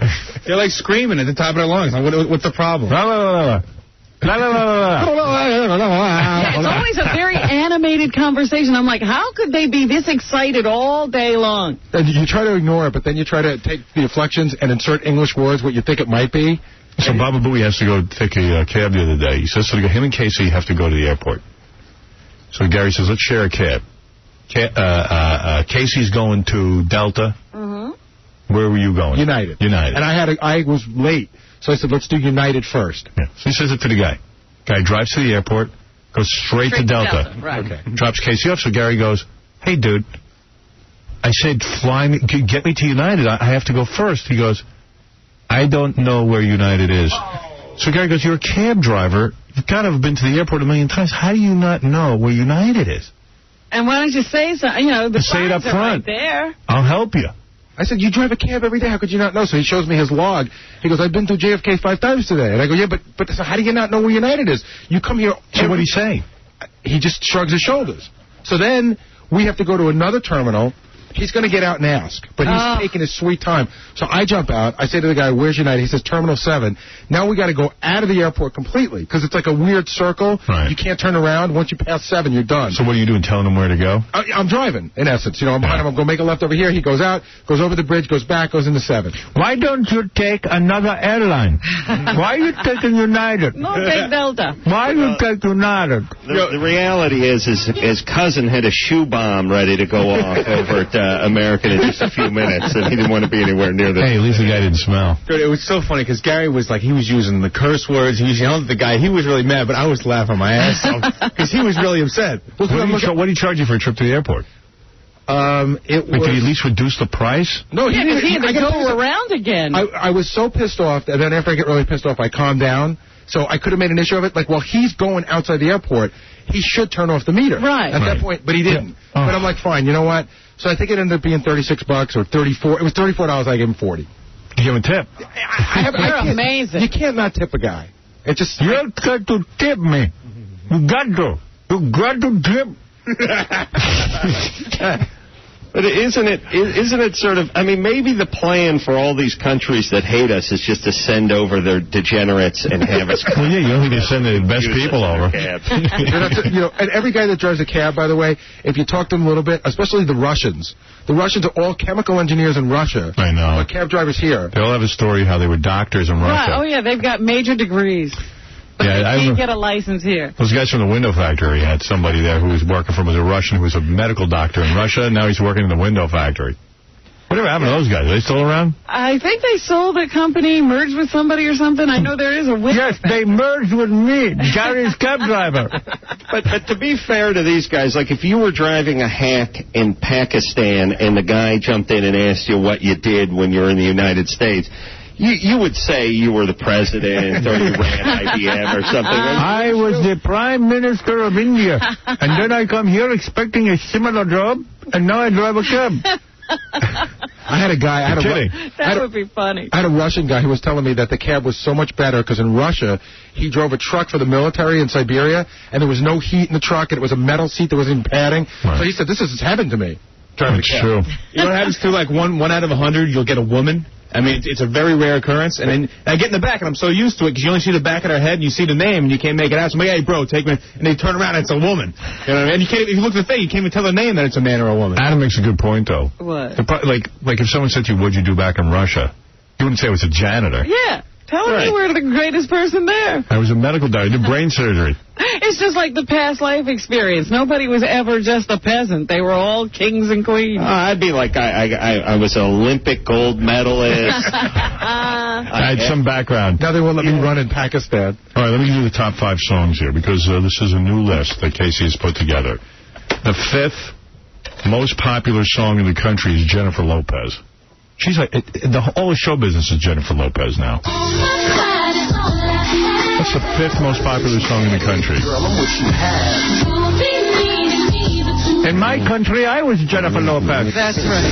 Now I drive a cab. Now I drive a cab. I can't get arrested. Avril Lavigne has the fizz. I'm a pedophile. I'm a pedophile. That's been on the charts how long? 15 weeks. I'm a pedophile. Hey, little fella, how are you? I'm a pedophile. Hey, little man, come sit on my lap again. I'm a pedophile. I'll change diapers for you. I get a tingle in my member. I like that. When I see Timmy playing on his way. Actually, see, that was a goof, Robin. You're kidding. Yeah, that's not on the charts? The 3rd most popular song is Justin Timberlake. And yeah, thank you, Sulu. The question has to be asked, will he leave NSYNC now that he's having success as a solo artist? Oh, dear. He's being successful on his own? It doesn't sound any different to me than NSYNC. Could be And Christina Aguilera is number...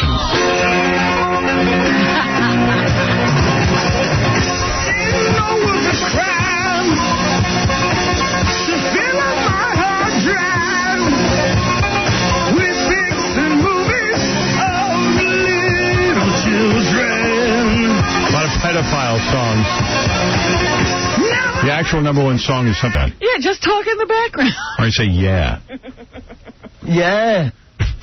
Yeah. Yeah. Yeah. Yeah. Well, anyway, there's your top 5. Bump, bump, bump.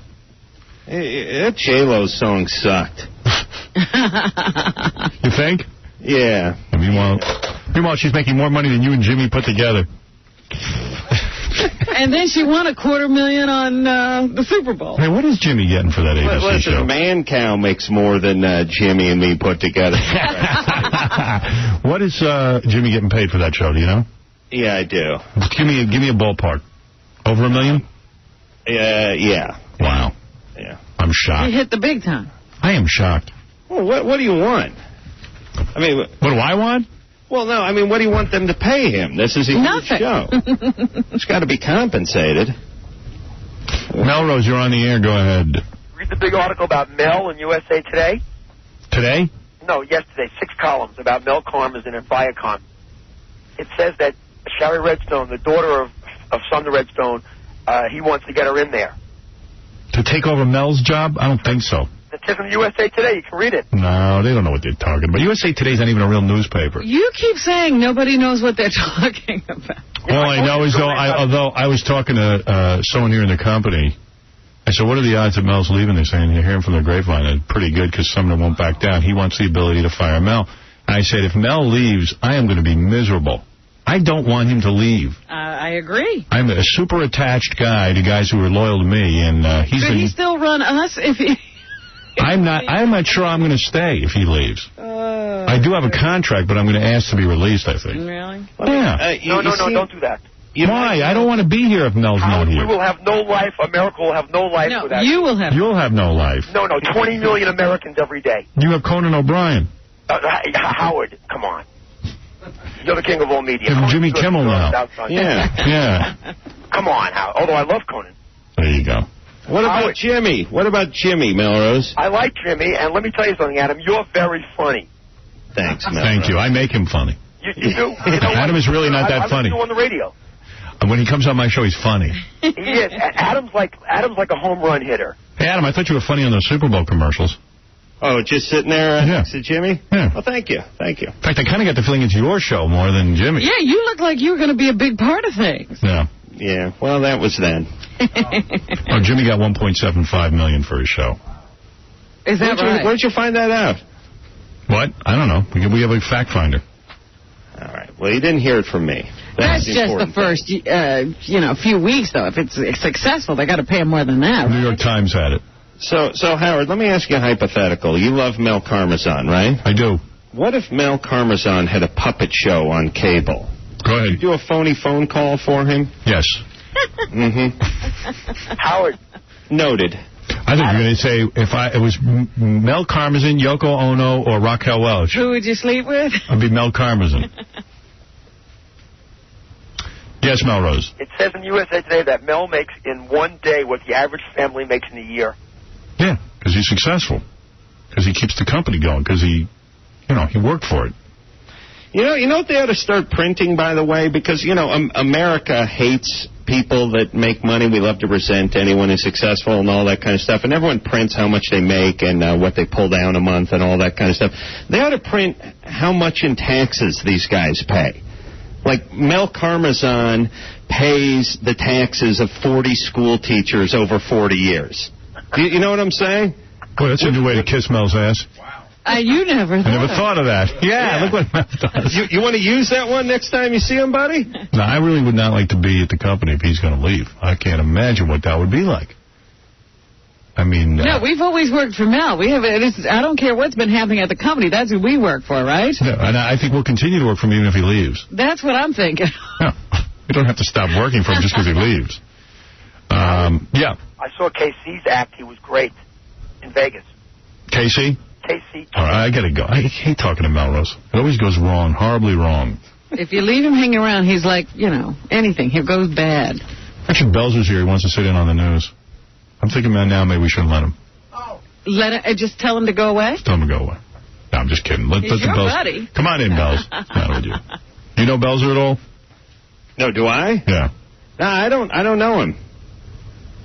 Not to know Belzer is a horrible thing. You haven't been on any roasts or anything with him? I did a roast, but I don't think Belzer did it. There he is. Happy to be anywhere. He's changed. He used to be so depressed all the time. He's happy now because he's off the road and he's not a comedian anymore. He's happy he goes on TV shows. Yeah. The guy at the front desk wouldn't let Belzer in because he didn't know who he was. Oh. That's an insult. No, he said, yeah, picture ID. I said, are you clinically insane? Are you insane? I'm Belzer. Yeah, Bells doesn't And he goes, I love Sha-na-na. I didn't know you were still alive. You're going to be doing a reunion of Sha-na-na. How you doing, man? I'm good. It's great to see you. I miss you. Belzer bought a house in France, and now he wears a beret. I know. He thinks he's French. Oh, but of course. And he doesn't want to go to war. Oh, I'll bet he did. I bet you this pussy doesn't want to go to war in Iraq. Not against Iraq. Why? Because there's other countries I'd rather kick their ass, like the Saudi Arabians, the Syrians. Yeah, but dude, you got to start somewhere. Everyone's there, though. What, you think the Iraqis are good people? They're not a threat. No, the people are fine. It's the leadership. So you don't think that we should liberate them? Hire the Mossad to whack Hussein. Why bomb women and children? Why not bomb women and children, honestly, you know? Oh, that's the glib, anti-modern kind of... No, but let me say Why not bomb women and children? Let's but bomb your mother and daughter. How's that? All right. Well, listen. That'll save me the problem of having to chop their heads off. It's real glib to talk about war until you see, babies dismembered. Well, why do women and children always get off easy? Why didn't we say, well, let's not kill any guys? We're like so expendable. Yeah, don't kill the women and children. You don't kill the women and children. Why not? Guy at him. Well, anyway, I am for the bombing of Iraq. Why? I'll tell you why. Oh, boy. Well, if you're gonna not listen, then why should I bother you? I'm just stunned. He's listening to you with French ears. Yeah, can you take off the beret when I talk to you? It's really upsetting me. But of course. The reason I would like to see Iraq not necessarily bombed, but the fact of the matter is Saddam Hussein has to be eliminated. Yeah, I agree. And I'm not a military guy. I don't know the best way to get rid of him, but I don't even think it's going to take us with some sort of huge bombing effort. I think we're going to march in there. I think some of Saddam's so-called soldiers who would, by the way, would rather not be in that army, but they're forced to. Right. They're going to have to sort of walk up to us, lay down their arms. They're going to surrender like the last time. We're going to march right in. We're going to take Saddam and execute him. And all his henchmen. That's the clean dream war that I believe for. I don't think there's going to be much more going on. We're going to go in, we're going to take Baghdad, we'll take a couple of cities, but then all these soldiers will go into the mountains. It'll be like Chechnya. It'll be a 10, 12-year Vietnam. No, it won't. Guerrilla war. Well, he does have a point. Military experts, I'm sorry. Dude, what happened the last time? What happened the last time? We pushed them back a few seconds. But we didn't dismantle the government. Iraq was sort of like Afghanistan. Before Which Saddam is a mess Hussein. Now. We went into Afghanistan. Yeah. Now they're a mess. It's not a mess. It's better off than it was. Women can't go to the movies. They're putting the burqas back on them. There's tribal warfare. Because they're murder in the scared. streets. Come on. No. Get out of here. Like it was better read before. the Daily News and watch Fox News, and this is your source I watch of Fox News. That's right. That's right. Heil. What are you reading? What are you reading that makes you such an expert? What do you read? Mother Jones? I'm psychically. That beret has an extra transmitter in his head. It's got all news all the time. Satellite. I mean, what are you watching that's so great? CNN? I read more than one newspaper. Wow. Well, you know what? I read about 7 newspapers a day. Name them. Here's 3 of them. The Inquirer. That's right. The Green Lantern. But the point is, it was a bunch of warring tribes before Saddam Hussein came in there. Iraq? Or we're talking about Afghanistan. I mean, Iraq was. Saddam Hussein actually united that country. Yeah, and you know what? Your lovely France put tons of money into Saddam Hussein. That's why they're afraid to back out of there. Oh, like we didn't bankroll them when they were fighting Iran? Saddam used to work for us, as if you recall, until 20 minutes ago. We bankrolled the Shah while France bankrolled Saddam Hussein, so they don't want to get rid of him now because they got a pipeline to his oil. We're going to own that oil. We don't want their oil. Let me tell you something. We so want their oil. The oil field's on fire. It's going to be a mess. No, he's not. Let me tell you what's going to happen. You think he's going to go down? We're going to invade that place. In 3 days, he's going to be gone, and we're going to own that goddamn oil, which is rightly ours. And we are going to pay 10 cents a gallon. 10 cents a dance. I'm serious. I have this fascist dream. So why doesn't Bill take care of the problem since he knows so much? Bill, what are you doing sitting here? Yeah, where were you when the Twin Towers were bombed, you pinko? He was in the intellectual heights that you scale, Secretary of Defense. Yes, that's right. Yeah. Get out of my studio. Bells was cheering. He was dancing. Bells is Al-Qaeda. What are you doing? How's your career going, all right? Would your show get canceled? That's why you're here? Yeah. What's going on? Tell me. I want to be on your show now. the resident left-wing nut. What is going on with you? Law and Order Special Victims Unit. We go into sweeps this week. It's a very special one on this Friday. But you're doing well. The show's doing great. I think you're great. I'm a happy Jew, and all because of you, as you know. So you're still on the show? No, I got fired. But, ladies and gentlemen. All right. Bell's... I'm going back on stage, by the way. What are you doing? I'm going to be at Caroline's in March, but I'll be back before that. All new material? All new. Oh, the same shtick? Some new, some old. All right. I'm 72 years old. I can't write that material. I tell you, the funniest thing he ever did was when Hulk Hogan dropped him on his head. He did a stand-up around it. It was funny as goddamn hell. I do that. All right, I'll dust that. You do that, I'm going. All right, I'm there. It is the funniest thing. Yeah. It's like a 15-minute story. You still remember that? Oh, yeah, I will. Would you actually do it? I would, yeah. It's great material. Adam, you ever hear that story? No, but I'm now putting together a theory as where he got his cockamamie politics. Cockamamie. I think that the Hulkster may have knocked it out of him. He knocked the sense out of you, Belzer. Right. Okay, pal. What is that, Gorvidal on the other line? That's right. Pal, like he's really on the force. You're lucky Belzer doesn't beat you to a pulp. Verbally. Right. Look at Bell's sweater. No, okay. He's got the finger holes. Yeah, what is that? That's what women wear. These are my long johns. All right. Very sexy to wear. He's wearing a woman's sweater? It's all the rage on the left bank. The left bank. All right, look. Let's all take a breather. A lot of harsh things have been said. We're going to take a break. We're going to do the news for you. Hopefully, Belzer, you'll contain yourself with your leftist views. I'm not leftist. I'm a dissident. Because we will discuss I don't like the left or the right. You're a dissident. That's right. Oh, please. Go look it up in your Post dictionary. You. Abby Hoffman's rolling over in his grave. We know it means having. We know it means having diarrhea, Brainiac. We know what Brainiac. Yeah. You're a Bolshevik. You cats are just ganging up on me with this wit. I don't. All right, Belzer, you'll have your chance when we get back. Well, all right then. Richard Belzer, Law and Order, SVU, Friday nights at 10 on NBC, and Richard will be at Caroline's Manhattan, March 15th and 22nd. He's a funny dude. Tonight on E, part 2 of our Bachelorette show with Nikki Ziering. Very, very hot show. Yeah, Nikki. Nikki Ziering used to be married to Ian Ziering from 90210. They got a divorce, and she's single, and we put her on a dating situation. Yes. And the audience picks her date, and it's hysterical. The audience picks the date. The audience picks fun. the date. That's right. That's right. That's right. And it's a lot of Brilliant fun. Programming. Thank you. And we'll be back. Oh, we can't all be as good as you. No, I wasn't. I'm serious. I think it's great. Have the audience pick the date for a change. By the way, here's a similarity between Nikki Ziering and your own wife. Special Victims Unit? No, and your wife. Careful, because I'll smack... Nikki was in Playboy naked, and your wife has been naked. Partially, yes. What, in Playboy? Mm-hmm. That's right. So there you go. Wow. It's a small world, isn't it? He gets so upset by that. There's only 12 billion breasts in the world, and... Yeah, I've whacked it to your wife. All right, that's it. Go outside and practice falling down. I'll be out in a minute. Pee-wee probably has a whole wing to your wife somewhere in that house. Can you imagine? Pee-wee? I don't think so. Oh, you don't think he has any women in that porn? A wing to me. But... All right, we're going to take a break. When we come back, we have a lot of excitement. Don't forget Adam's show, new season of Crankacres. How did Adam's, what's his name? Jimmy's show Jimmy's show. That's not Adam's show, I know, though. but they're former partners. And I'm sure it did very well. Well, don't take an attitude with me. I'll smack the censored out of it. Did very well the first night, as far as we know. What was the rating? Good. I think it was like a 6 or 5.7 or something. Oh, that's wow, huge. That's great. That's very big. 20 shares. It did real good. Good for him. The new season of Crank... I can't stand that he had a success. See the new season of Crank Yankers premiering March 4th at 10 p.m. on Comedy Central. Crank Yankers. That's right, Crank Yankers. Yes. Based on the Greek tragedy, I'm sure. Bells, you wouldn't like it. It's not a bunch of guys in berets spewing out rhetoric toward our government. This beret thing into the ground, boys, because your writers apparently are sleeping today. You're the one who came in the silly hat. Silly? No. The beret is maybe the dumbest hat on the planet. Alatunji in there talking about my hat. We're going to take a break.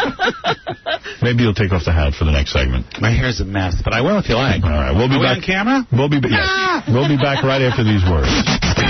In the late spring of 1976, disco fever was setting the night on fire in New York City. Just a little further north, a group of of young men and women were lighting a different kind of fire. Hi, I'm Howard Stern, the program director of Westchester's Rock Station. You know, it's really hard to describe what makes a radio station a success. We here at WRNW have narrowed it down to a very few special elements. First and foremost, the music. Howard Stern Show. For those of you wondering where Artie is this week, he is off to L.A., Vegas. He is considered now one of the hottest guys in show business. Got a lot to do, and he's up in Vancouver, too, right?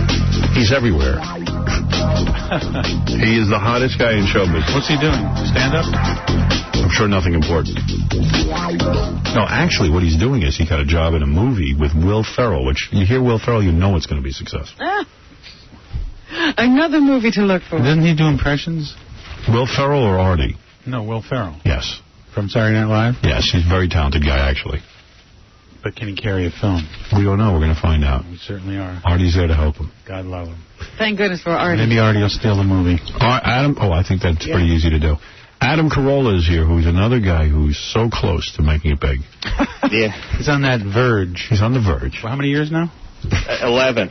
I know the He's feeling. been verging for how long? I verged for 20 years. Don't worry about it. Hang in there, kid. Hang in there. I've been on the verge. You partying with any famous people? Yes, but I don't like to drop names. Drop a few names. Marlon Brando. Really? No. Did you meet Marlon Brando? You hang out with Mick Jagger? So many years you did the Mick the other night. Where? On HBO? I was at the Garden. At the Garden and then at the party afterward. Did you hang with him? I just said hello. He didn't know you? He knows who I am. But no, he doesn't. Don't kid yourself. I saw me do him at the bottom line 25 years ago. He doesn't forget. I remember. Who are your friends? My friends? Seriously, who are you? Sander Van Oker. No, come on, who are your friends? Saddam Hussein. Hal Ripken Sr. Who is your friend? Do you have any famous Trevor friends? Howard. This guy hangs out with more famous people. He only Does talks he? to famous people. I didn't know that. Yeah. I did not know that. Let's talk to an ex-Marine who is mad at Belzer. Oh. Yes, sir, go ahead. It's a man who honored his country. Hello? Yes. Yes. So, where does this guy get off saying we shouldn't be bombing Iraq? Well, he doesn't know. He doesn't understand.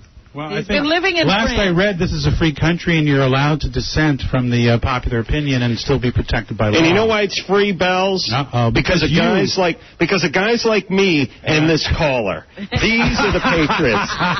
Thank you so much. All right, Robin, what's in the news?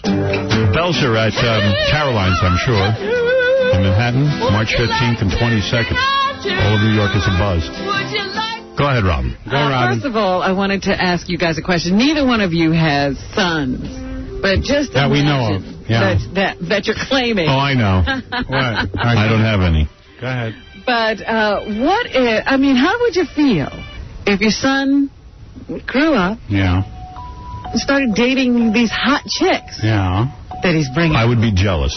And then is there more to this? No, I'm just wondering. You've got daughters, so you don't really have to worry about the hot guys they're bringing Oh, I home. see. I would have a problem with it. Would it bother you? Because I know I'd want to bang my son's girlfriend. And I'd say, what's wrong? Can you go out with an average-looking girl? What's wrong with you? Because I was just reading in... Bell's son would be gay. Would he? Yes. What's wrong with that? I'm just saying. That's what I Nothing know. wrong with that. Reading in Cindy Adams' column today that Dr. Daniel Baker, who we both know, he Great has guy. a son, Daniel Baker Jr., who's an actor, apparently a very attractive guy. Right. And he's dating this Sophie Dahl, who is a doll. Really? Yeah. So he's Sophie Dahl. doing his thing, and he's dating a very, very pretty young woman. And I thought, well, I wonder what that's like for a dad. I just spoke to Dan Baker a couple of weeks ago. He sent me a beautiful birthday gift. Oh, did he? And I didn't know his son was dating Sophie Dahl. Dahl. That's D-A-L. I had no idea. Like Well, Arlene next time Dahl? you can talk to him about what that's like. Yeah. Wow. I'm sure it's a big pain in the ass for him. How's Sophie Dahl's mother? He used to get the hot chicks, Oh, he gets them. and now his son's getting the hot chicks. My dad's pissed about Beth. What do you think? Is that right? Sure. I'm jealous. What are you doing? What are you doing? Stupid. Why are you going with such a beautiful girl? Stupid. It's a great impression of my father. I know. I've heard it for years. Yeah. There was a tragic story. Yes. Lots of tragic Bell's stories. returned to the United States? Actually, yeah. I was allowed back in. They let him back in. But along with the kids who we assume drowned out in the cold water the other night and didn't get picked up, and nobody from 911 sent anyone to try to find them, a kid was killed by a washing machine. Wow. This 12-year-old boy. What, did he climb inside? No, he was helping his... What? A Raiders fan dropped it on him. Oh, stop it. While he was looting. I get it. It's No. a typical joke. Is that how it's going to go, Bell? No. You get one of those every once in a while. They don't try to be funny, Adam. Bell's going to ridicule anything you say. The kid was trying to help out his mother, so he was doing the laundry on Sunday, and he was throwing the sweater So he killed himself so she'd have less clothes to do? There's a considerate son. He threw a sweater into the machine. You know, the lid was up, and I guess the thing was going. And he was still in it? He threw the sweater into the machine, but somehow it got wrapped around his neck. And it choked him to death. Wow. Oh, I see. Because it kept going. Isidore Duncan. And he couldn't, because it was pressing so hard on his windpipe, he couldn't even yell for help. Like Ivan Costello. But, 15, 20 minutes later, his mom went downstairs and found her son. Terrible. Limp. It'll be a lesson to mothers. Don't let your children do the laundry. That's right. This is a good way to get out of helping around the house. Mom, do you want me to get killed? You do the laundry. We're too young to work with those machines. And what do you do with that washing machine? Do you have to put it down? Yeah. Now that's funny. You shoot it. Now you're rolling. Yeah. That was good. Also in the news, a 17-year-old Bronx girl was kidnapped, stabbed, sexually assaulted, and threatened with death, according to Westchester County authorities. It seems to me this stuff is happening a lot more often. Well, that washing machine's on a rampage. Oh, stop it. It wasn't the washing machine. We don't know. We don't know that. 3 people, a homeless man, his sister, and her husband are being held without bail on charges of kidnapping this high school student. Apparently the girl agreed to travel with this 31-year-old guy who she considered a friend, but when they got up to Westchester to his sister's home, she became the hostage and was tortured. She wound up being stabbed. They took her to the hospital to be treated, and that's when they discovered that she was being held against her will, and these people have now been charged. Hi, Pitch Eric, you're on the air. Hey, Howard, how are you? All right. I have some advice for Richard Belzer. Oh, please. Richard, you listening? Yes, I can barely hear you, though, but go ahead. Okay, listen. If you want to learn comedy, you have to learn comedy from me. I'm very funny when I do comedy shows. All right. High pitch, only dogs can get your punchlines. Dan, you're on the air. Hi, good morning, Howard. Hey, Rich, would you please stop with the pacifistic, squeaky clean Yiddish peace mantra that you're spouting? All right? Get on the bandwagon or get down and hide like the French, okay? The beret you're wearing is a yarmulke. You got that Auschwitz body build. Anti-Semitism? Yeah. Go ahead. Why do you hate the Jews? I don't hate the Jews. I just hate people like you that are kissing ass so you can someday get on the academy. What are you talking about? All right, Dan. Academy. Dan, I think Belzer does know what you're talking about. What academy are you trying Don't to pretend like you don't know about the academy. What academy? Academy of Jews that you belong to. I've been kissing rabbis' asses to get Right. By the way, Belz took his beret off during the commercials, and his hair now is shaped like a beret. Is it? Yeah. So you might as well keep it on. It's actually forming into the shape of a beret. So if you are a little worried about the war, then you're a terrible person. Is that what we're that's right. That's it. That's pretty much it on this show. Sorry to hear that. Go ahead, Ron. I'm sure you also heard about the 2 brothers who have now been charged with murdering their mom. Ouch. Yes, they decided to kill their mom. We don't really know why, except that she used to yell at the 15-year-old a lot. Uh-huh. But once they killed her, they decided to use a Sopranos trick to try to get out of the murder. Mm-hmm. They cut off her head and her hands. Oh, boy. And then tried to discard the body, but unfortunately they weren't as adept. Yes, as the Sopranos. They were seen carrying a sleeping bag with a foot hanging out of it. Ouch. And they also kept the other body parts, the head and the hands, at home with them. That was smart. And so there's bright kids. Once they got questioned by the police, the older one broke immediately and admitted to the murder. Belzer's jealous because no one's copying Law and Order SVU and doing crimes. Yeah. On that show. Why The Sopranos? We have plenty of good crimes on our show. That's right. They Start should be copying our show. you. We need the press. Do your people get away with it? What time are you on?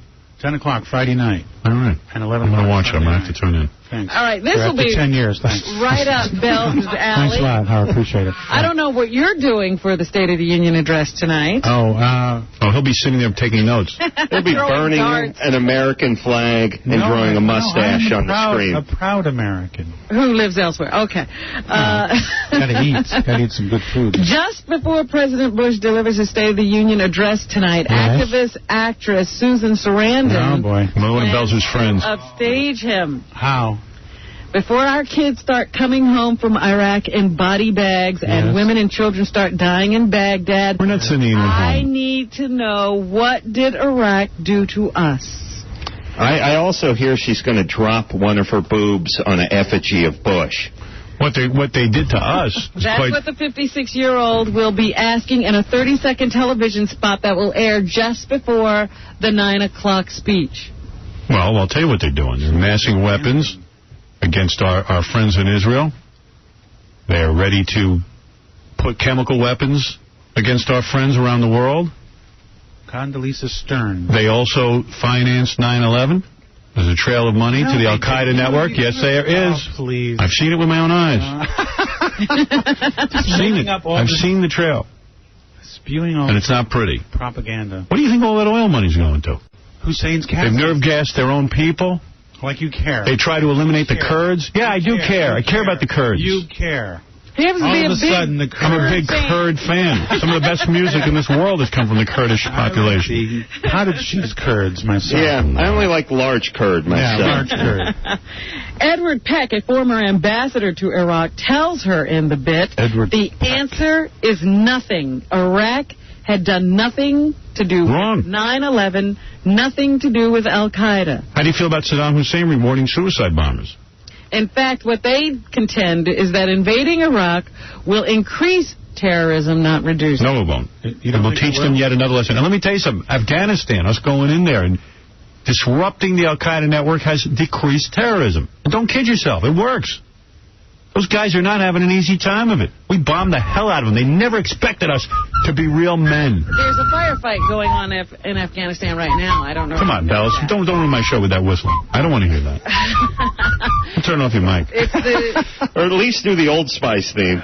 It's the biggest battle that's gone on since the active action died down a year ago. So have I answered your question, Bells? About Susan Sarandon? Well, she wasn't asking you, and I doubt if she's listening now. But she listens every morning. There's some rebel warlord over there who's been amassing troops in the cave, so they're bombing and they're fighting, and we've got active gun battles going on right now over Shocked. Before World War II, no one wanted to stop Hitler. There was a whole bunch of pacifists who were like, well, we're going to talk to him some more. Here we go. That's right. And then we hooked up with the Soviet Union to get rid of Hitler, to get rid of a greater evil. That's right. And then what happened? Nothing. And then we got all the Nazis into our government, and look what we got today. Oh, come on. You're off your rocker.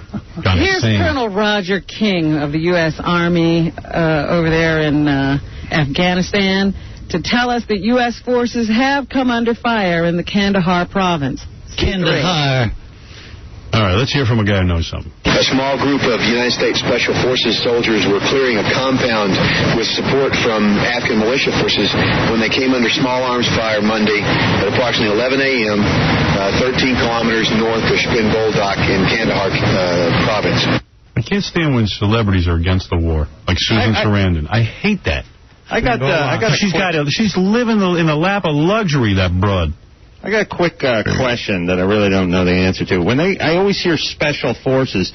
They're not talking about retarded, are they? No. I think they don't mean retarded. There's no unit of retards who we might send ahead? I don't think. They do make plants in mason jars when they're not fighting. It would make sense to send the retards first, though. Yeah, you know what I'm saying? We'd clean up a lot of problems. Go ahead. Meanwhile, the UN inspectors have said that they are not getting a lot of information from the Iraqi government about their weapons programs. They are letting them see wherever they ask to see, but they're not offering them information about their chemical weapons or their nuclear program, and so they have had trouble determining if those programs still exist and if the weapons are still there. So the United States has now said that they don't have forever. They should be offering us this information and disarming of their own will. Disarming. But how should can they... be giving up the weapons and showing us where they are. How can they offer information about their chemical weapons or nuclear plants when they say they don't have them? I mean, I got to agree with the Iraqis in this one. I mean, you know, they're sticking to their story, in other words. Well, yeah, but that's going to get them into trouble. Here's the Deputy Prime Minister of Iraq, Tariq Aziz, who says that Iraq does not wish to harm anyone, but they will retaliate if they are attacked first. C4. We are going to fight the United States. They're not going to fight anybody. When the United States starts its aggression on Iraq and the... Home, I have no home. Sounds like a vampire. Is that the guy he drove Gary to the airport last week? Yeah. U.S. Army enters the territory of Iraq. We will fight them courageously. How are they going to retaliate if they have no weapons? Which airline are you going to, sir? How come you want to go to United? Go to a different airline. It's easier to go to Pan Am. I know they don't exist anymore. But Mike, you're on the air. Hey, Howard, how are you? Love to talk to you. Schmegadildos. Right. Hey, Belzer, what's the matter with you? You mean, I mean, listen to me. What's wrong with me? I don't want innocent people to die. I just want to kill Hussein. Is that but what are you going to do? You know what I think you should do, Bells? I love you. Yeah. I love your work and everything, Bells. I love that you're a great actor. You're funny looking, but you're a great actor. and what I want you to do is there's a bunch of them Europeans over there that are going to go over there and they're going to become like a human shield. If you feel real strong about it, you should be the one prominent one out there to hang out. You know. Well, he's saying you should go over and be a human shield. The human shield. You should join the human shield. Okay, I'll think about it. All right, go ahead if you're a big shot. Yes, go ahead, David. Intelligent suggestion. Yeah, I'm pretty sick and tired of all these celebrities with absolutely no information going and railing against our own government. Oh, boy. Me too. It just drives me crazy. Like they don't read or anything. They don't read. And Howard, I'm hoping you can get some more celebrities on your show who actually have some information, who have maybe read some books. First of all, you consider Bells a celebrity. I don't. Oh, I don't consider Belzer. Look, and the other thing is, I mean, I used to live in France, like Belzer. I came back. No one would live there. No real American would live there. But I mean, I won't even support the French economy. He doesn't eat French fries. No, I eat French food here in America. French fries. But I won't go to France and support the economy. But if you look at the UN Security Council and the people that are against the war, the countries that are against the war, number 1, France, number 2, Russia, also happen to be the 2 largest investors in Iraq. Don't think it's coincidental. And Belzer's a Jew. And Belzer's a Jew, yeah. Oh, wow. And he, as a Jew, should not support France. You know, I think he's a Jew for Jesus. He's a Jew for France. There's very few of those. The Jews shouldn't support anyone. No one likes us. That's right. Jews should not support anyone. Thank you. All right. I'll hold that thought. Well, here's Mr. Aziz again, who says the real reason behind America's aggression toward the Iraqi government is they really just want to remove Saddam Hussein. C5. This has been the policy of the first Bush, of the Clinton administration, of the second Bush. When they want to change this regime and bring a pro-American regime. What's wrong with that? The 2 Bush. Right. That's my point. Yeah, go ahead. So anyway, that's... just how to do it, not the way, you know. I agree we should change the government over there, but I don't want it to be... I can't believe you're trying to have a political discussion with us. Yeah. Meanwhile, we have big problems in this country. Doctors are paying so much in malpractice, they can hardly stay in business anymore. That's right. Cut off your legs, they should pay $20 billion, not $250 million. I agree with you 100%, but and I both know there are 10 million frivolous medical suits. President Bush has put in a bill that'll be passed that is going to do away with punitive damages in medical malpractice lawsuits. I think that's wrong. Which is the beginning of the end of lawyers and the shenanigans they've been up to in this country, raping this country dry, stopping honest businessmen from doing business. The amount of real lawsuits you could count on your I still think finger. real lawsuits should have punitive damages as Yes. much as they can. Real lawsuits. The problem is we are so clogged up with fake lawsuits and phonies. I determine. Howard does. Howard Stern. So if they amputate the wrong leg, then you have a case. But of course, the problem is there's lots of honest doctors who are doing nothing wrong, who are being sued to the point that they can't practice medicine. They can't even go over to the side of a road and help a guy who's dying in a car accident because they get sued just for touching the guy. This is what you're worked up about? Yes. And in Belzer, step outside. Let me tell you this too, brother. Yeah, go, babe. You're going to change your tune when one of your Hollywood hippie liberal friends chokes on a pot brownie, and there's nobody in the ER to help him. George Thank Clooney you. knows how to give a Heimlich maneuver. So listen, my beret friend. More than 800 doctors in Florida and a dozen more in Mississippi stayed off the job on Monday that's good. to protest the rising malpractice insurance costs. Good. I applaud them, and I must tell you, lawyers... medical schools turning out less butchers, there wouldn't be any lawsuits. That's not the problem. Butchers. That's right. You know what, if you're a doctor... I need something in a few if you're a days. doctor listening to this, do not treat Belzer. Thank They've cut off everything I have anyway. True. Dr. William Shapps practices internal medicine. Dr. William Shatner from the USS Enterprise. Right. When you lost your ball to cancer, did you go to a doctor? I sure Or did you cut it off? Did it save your life? He said, you might sue me if I take the wrong ball. That's right. Yeah. Anyway, this is a doctor who practices medicine in Florida. Yeah. D2.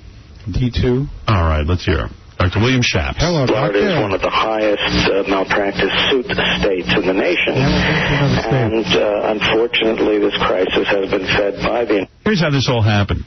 Yeah.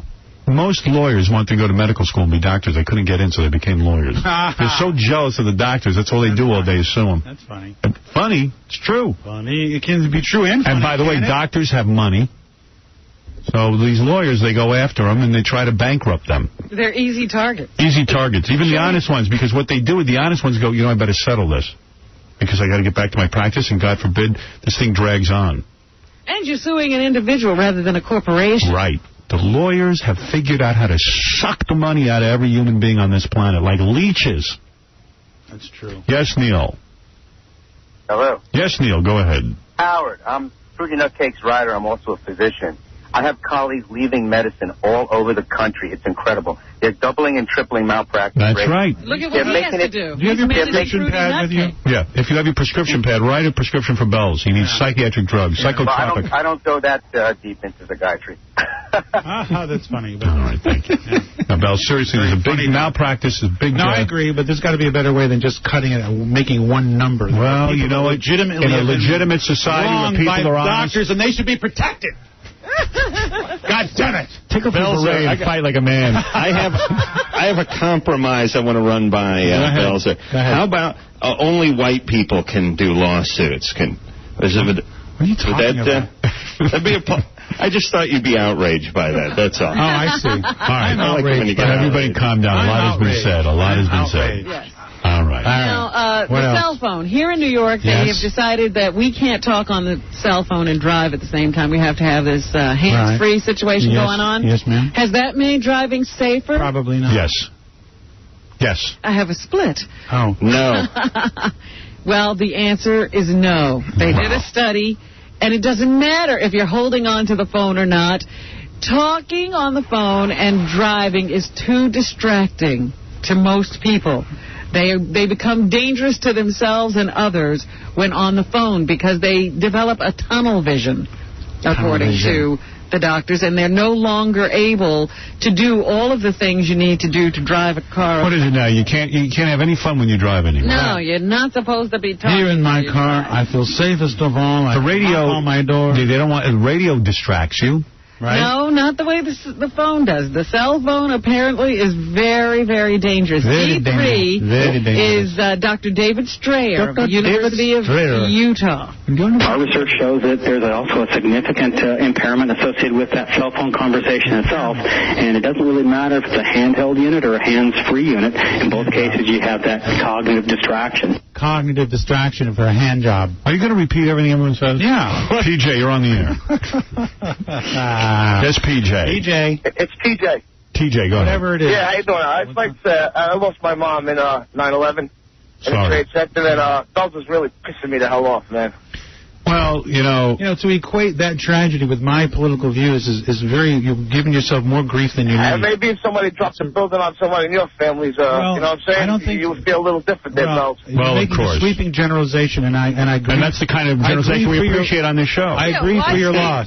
I agree for your loss, but I don't think that the Iraqis bombed the world. Oh, they contributed. You don't think that had nothing to do with it? They had everything to do with The Saudis, it. as we now know, the Saudi Arabians. The Saudi Arabians and the Iraqis all contributed money to Al-Qaeda and support and applaud terrorism. Fine. And I don't care which of these. them all, Belzer. How about that? Well, if you want to be in a perpetual state of war and killing our young children and slaughtering innocent people all over the world, No, I'm fine. going to do it. Well, what do you want to do? You want to have more I want to go buildings into blown up? Saudi Arabia. I want to go into What do you want to Syria. do? I want to, what? Well, that's what we're doing. We're No, we're starting not. with We're Iraq. going to Iraq, which is a little punk nation, which we can kick their ass in 5 seconds. Same as Syria. All right, We're only picking fights we can win. Let's kick the real ass. No. Saudi Arabia. They All finance right. the whole You know what? thing. You know what? You know what? Don't raise your voice at me. I'm not watching your show. Oh, that you've never seen. That's right. If we went into I'm Saudi all for Arabia, getting rid of the bad we'd guys. protest. But let's start with the real bad guys, and then get the lesser ones. I'm not saying they're... Hire Israel to assassinate Hussein and put in a democratic... They don't let Israel do anything. They have the really good Masada there, boy. All right, we're going to take a break. Yes. It's calmed down a little bit. Right. In the war room on the Howard Stern show. God. And we'll be back right He's after got this. actually bombing plans on his desk here. Let me tell you, I'm for bombing France. Ouch! Yeah. Your house. No, wait a minute. The end of you. Wait a minute. During the break, we're going to beat up Belzer. All right, let's all get... Oh, let me take off my beret. All right, we'll be back right after these words. Oh, my Lord. Belzer. This is The Howard Stern Show. F you. Right, Yep. baby, right, F you. like a record, baby. F you. Hey, what happened to those guys? Tattoo? You got a tattoo? Yeah. Let's see. Belle's got a tattoo. Never thought I'd see the Is day. he serious? Why not? You have to pull this up. Take your clothes Help him off. with his clothing. He needs you to help him. Did you really get a tattoo? Yeah, it's of the Iraqi flag. Wow, you really did. What Where is it, is though? it? It's very feminine. What is it, a little butterfly? Oh, it's your wife's name. Yeah. Oh. Yeah, but it's like a little flower rose. Yeah, what do you want? Not bad. Would have liked to see a little more going on there. That's cool you got your... You know what? That's nice when you get... You must really be into your wife if you got her I a figured name. after 22 years. He figures it's going to take. I'm going to keep her. Did she go with you when you got it done? No, she was away. So that was a She was in surprise Europe to her? when she came back.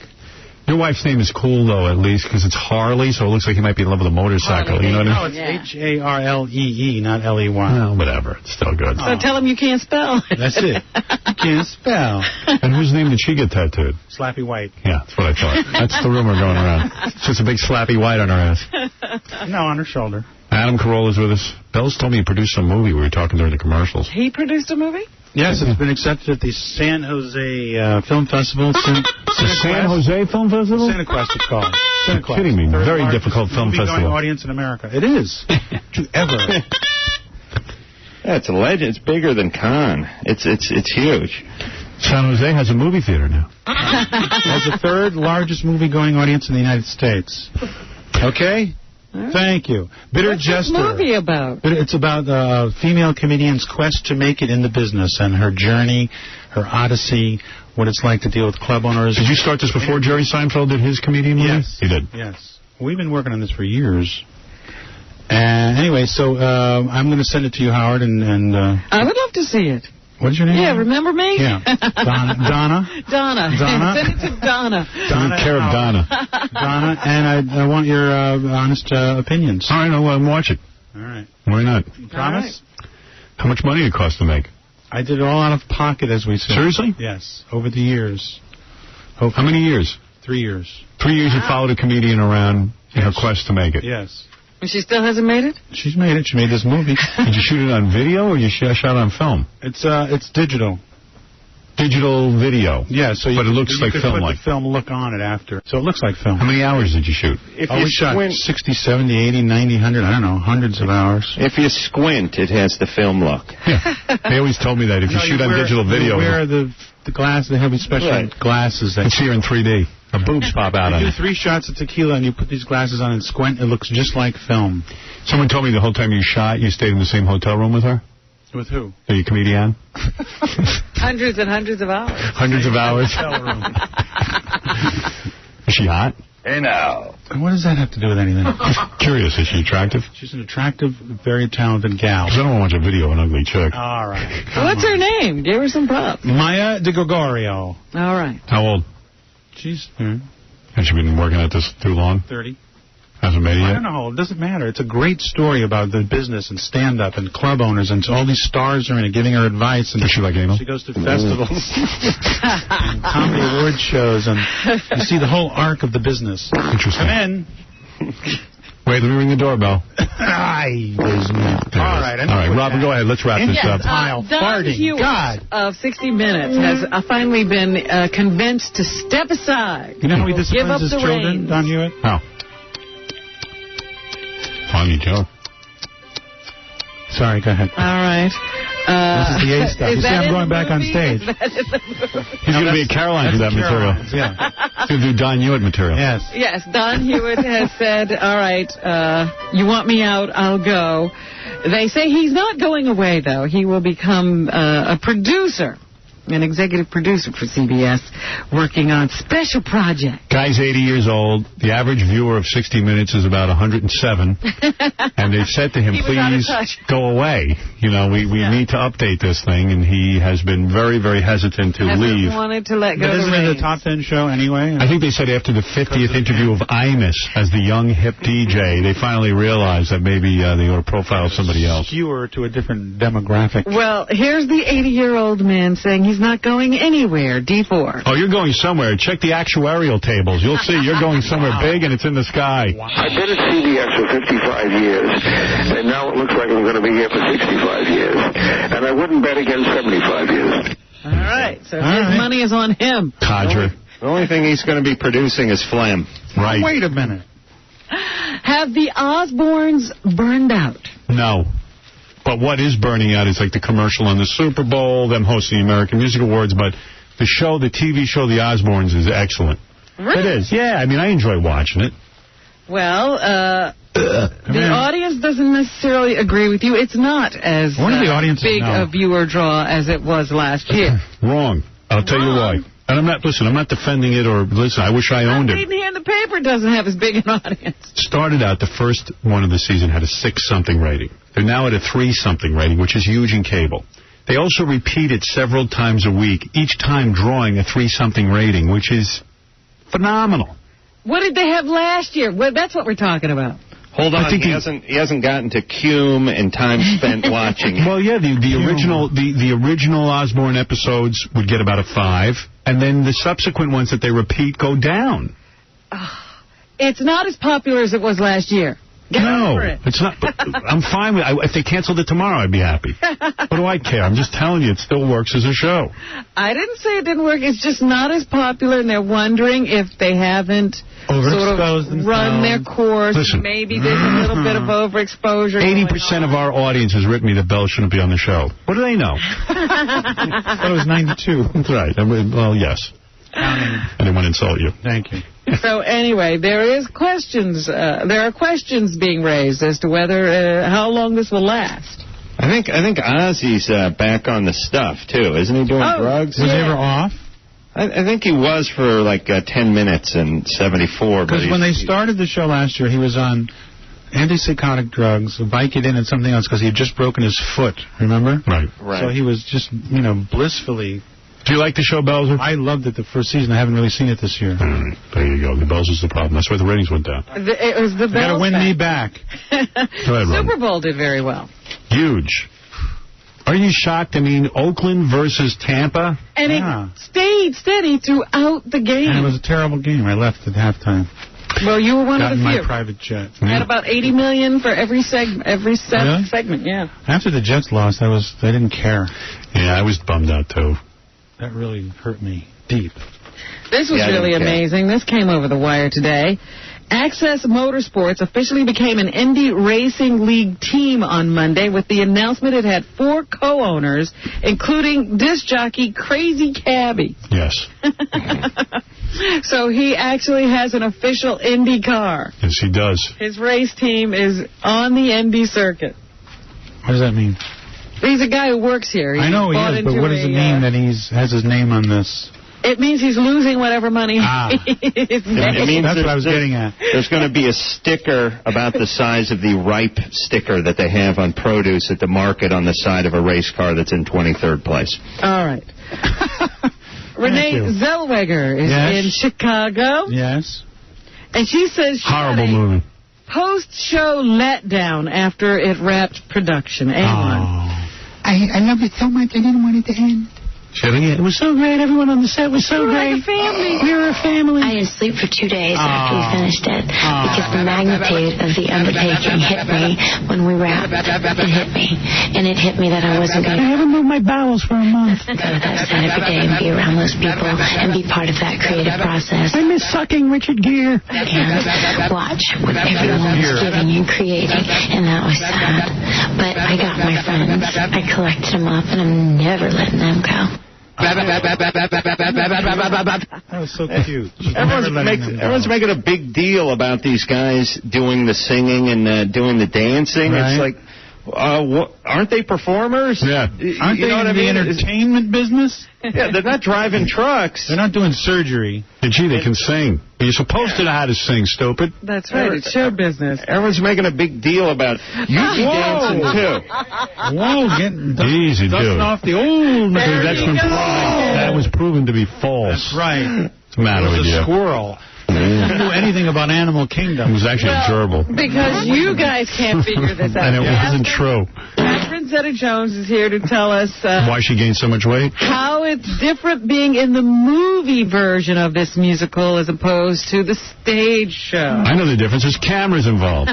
You realize that you're driving home in the car. Oh, my God, I'm never going to do that again. That's a film for the rest. Honey, you're in that movie because you're Michael Douglas's wife, which beyond my comprehension. She's very talented. Really? You know her personally? No.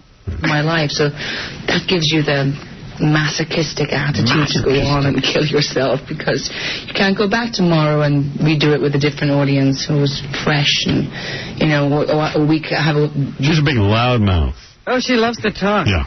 Loves to talk. Oh, her poor children. Poor Mike. Marissa Tomei is in something called The Guru that will be opening Marissa Tomei on poisoning. Friday. Sorry. Hey, now. She says she does not have a guru herself, but she does seek guidance from various people. She has a guru. I don't have a guru, but I have... a guru? Yeah. People that have helped me and guided me the Kabbalah. Points in my life. And you must meditate. You're the guru? Right, I'm the Jew. You must meditate. And don't drink milk with meat. Don't order the tongue. Yes. Don't have the milk with the flesh. Yes, my guru. Yes, my guru. Anything else, Robin? And Marissa gives us her picks for the best performances of this year. Oh, good. We need her. I love Julianne Moore. I love her. And I loved her in The Hours. Yeah, well, I slept through it, okay? I loved all the women in The Hours. It lasted hours. Something about her character really lingered and lingered with me. You know, put a fake nose on. Yeah, big deal. Like, that's acting. You know what? I walk around with this nose all the time. That's right. He doesn't need any prosthesis. All right. The Recruit also opens on Friday. That's with Al Pacino, The Recruit. With Al Pacino and Colin Farrell. Here, Farrell talks about working with Pacino. He was so just warm and open from the start and just brought me right in. And every take is different. Yeah, Al's the greatest. Al's like the man. I thought he was going to say he's a sanctimonious blowhard, but... No, it never happens. Colin Farrell. We live in hope. We were on the set, and Al moved his bowels, and instead of fecal matter, uranium comes out. Actual uranium that they can make a nuclear... was glowing? My balls were glowing. He's amazing. He really is. He's really his own biggest critic. He's so hard on himself. Not only is he hard on himself, but I was working with Pacino, a little anecdote, and he made a sweater out of his nose hair. I mean, this man... Between takes. So versatile. And he's been in the game a long time, and it's his art, it's his craft, it's his job. It's his nose hair is made out of yarn. It's all it really is all those things, genuine. It's amazing. And he works so hard. I had warts on my hand. He peed on my hand. The warts are gone, miraculously. They turned into powder. It was an amazing thing. Matthew McConaughey is in How to Lose a Guy in 10 Days. Not see a movie in any day. Goldie Hawn's daughter, Kate Hudson. And here he talks about why men run from commitment. Oh, boy. You got to find the right person, number one, and then you got to... Because they don't like girls. Find somebody who's a company you enjoy as much as your own, I guess. It's just that same thing that we made. I can't take it. Boy. That southern thing deep in the throat. I had enough of that. Pronounce the words. Announce. Yeah. Tom Welling. Tom Welling? He's the president of the Crail Macon Corporation. You know everything. Who is Tom Welling? He's third baseman for the Padres. Isn't he? He's Clark Kent. Oh, yes. Smallville? And this is a fact, he molested Bells when he was 13. But he was in the uniform. He was in the Superman outfit. That's how he got I saw that red cape and... It was all over. I love that show. He spun the earth around against its rotation so he could get to Bells when he was in junior high. That's it. Well, back in time. Here he answers the question, do you ever wake up and think, smell the bells? Superman. Smell the bells. No, because I'm not. I'm like Clark Kent. We're not Superman. We're not there yet. We got a couple seasons to go. But I do wake up. He's still in high school. He looks 40. Right. That's right. And here he talks about Christopher Reeve's upcoming appearance. His character... Hey, you know what I did? I got my Superman outfit and I taunted him. Remember when you could wear this? Remember? I walked around him. Not so super now, are you? Divulges certain important... I don't care. Go ahead, Robin.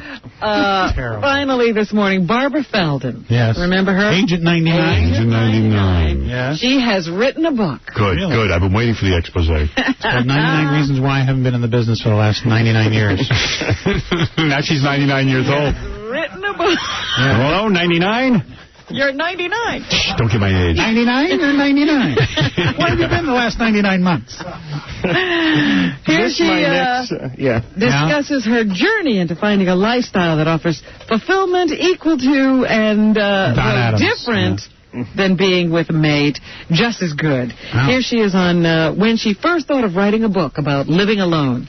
I first conceived of writing the book in 1977 when I was newly alone and not alone. Newly alone. She's alone because she's 100 years old. When she was younger, everyone wanted to be alone. And at that time, I knew I needed some role models. And well, I wish there was a time machine so we could send her back to when she was hot. She interviewed her 14 cats, and they gave her some insight. Yeah. I began interviewing people who lived alone to see if it was even possible to be happy without a mate. And guess what? It's not. I was so encouraged by what they said. Send her a clapper. But at that time, I thought, well, maybe I'll write this and work my way through these issues just by writing it. But then I began enjoying living on my own, and I put the book aside. All right. Agent 99? Here she is on the advantages of traveling alone. Oh, boy. When you travel alone, you're not a fortress of a couple, and people just approach you very, very often. No one's approaching her. And you approach other people. So if you're in a foreign country having dinner by yourself in a restaurant... Yeah, that's fun. There may be somebody else there, too. I'm going to go see Europe by myself. And you find yourself chatting with them. It's a wonderful way to travel. I read the chapter on her playing flag football alone. It was very provocative. she say anything else, or are we done? Yes, she says there are benefits to living alone. Yeah. When you're not on your own, your attention is... I changed my tampon. I don't have to close the door anymore. Understandably, and quite rightly, on your partner. And we only have so much time and so much attention. When you're on your own, you can spread that attention around to a lot of people so that you can... Oh, boy. That's some book. Obviously, you need the book. Yeah, I need that book. Fortunately, I'm not alone. You could be one day. Imagine reading this book. That'll be depressing. Man. Look at you. You couldn't even spend 10 minutes alone. No, I don't like it. I do not like being alone. And Bills, what are you talking about? You spend a lot of time alone. I do spend a lot of time alone. Look at him. Look at me. Well, it's really Bells and Roman Polanski sitting in France talking about how they hate this country. He's not alone. Wow. Oh, I see. I didn't know he had that friend. So? When Bells is alone in Europe, people approach him. They do. Actor. All right, very good. Is that it, Robin? That's what's happening. Thank you so much. Well, thank God I can get out of the room now. Where are you going? You're going to be alone. I'm going to go home and be alone. Richard Belzer, Law & Order SVU, Friday nights at 10 on NBC. Very Congratulations. This Friday. Caroline's March 15th and 22nd. Right, looking forward to that. And San Jose on March 8th, the premiere of Bitter Jesters. Bitter Jester. When are you going to be at that Don't Bomb Iraq rally that you're going to? I don't say Don't Bomb Iraq. I say Bomb Hussein. Get him. All right. Not the innocent. That'll be easy to do. I'm all for getting rid of Hussein. You say Baghdad, I say Baghdad. Wow. Yeah. Now you got that in. What are you talking about? Adam Carolla, once again. Carolla, come closer, just softly your watery eyes. Adam, thank you for being on the show. I know your show Crank Anchors is on... it's actually premiering March 4th, 10 p.m. on Comedy Central. Yeah. And you can watch Jimmy's show every night at 12:06 as well. I know you're... 12:06. 12:06. All right. And I know you enjoy working on that as well. And tonight, George Bush. Tonight on E! Part 2 of our Bachelorette show with Nikki Ziering. Ooh. Immediately after the president. Nikki Ziering? Yeah. We'll be on E! with Nikki Ziering right after the president's speech. After the war is declared. You'll want to go to E! All right. And we'll see you tomorrow. We have a lot of big things happening tomorrow. Name one. All right. You caught me. Okay. Nothing.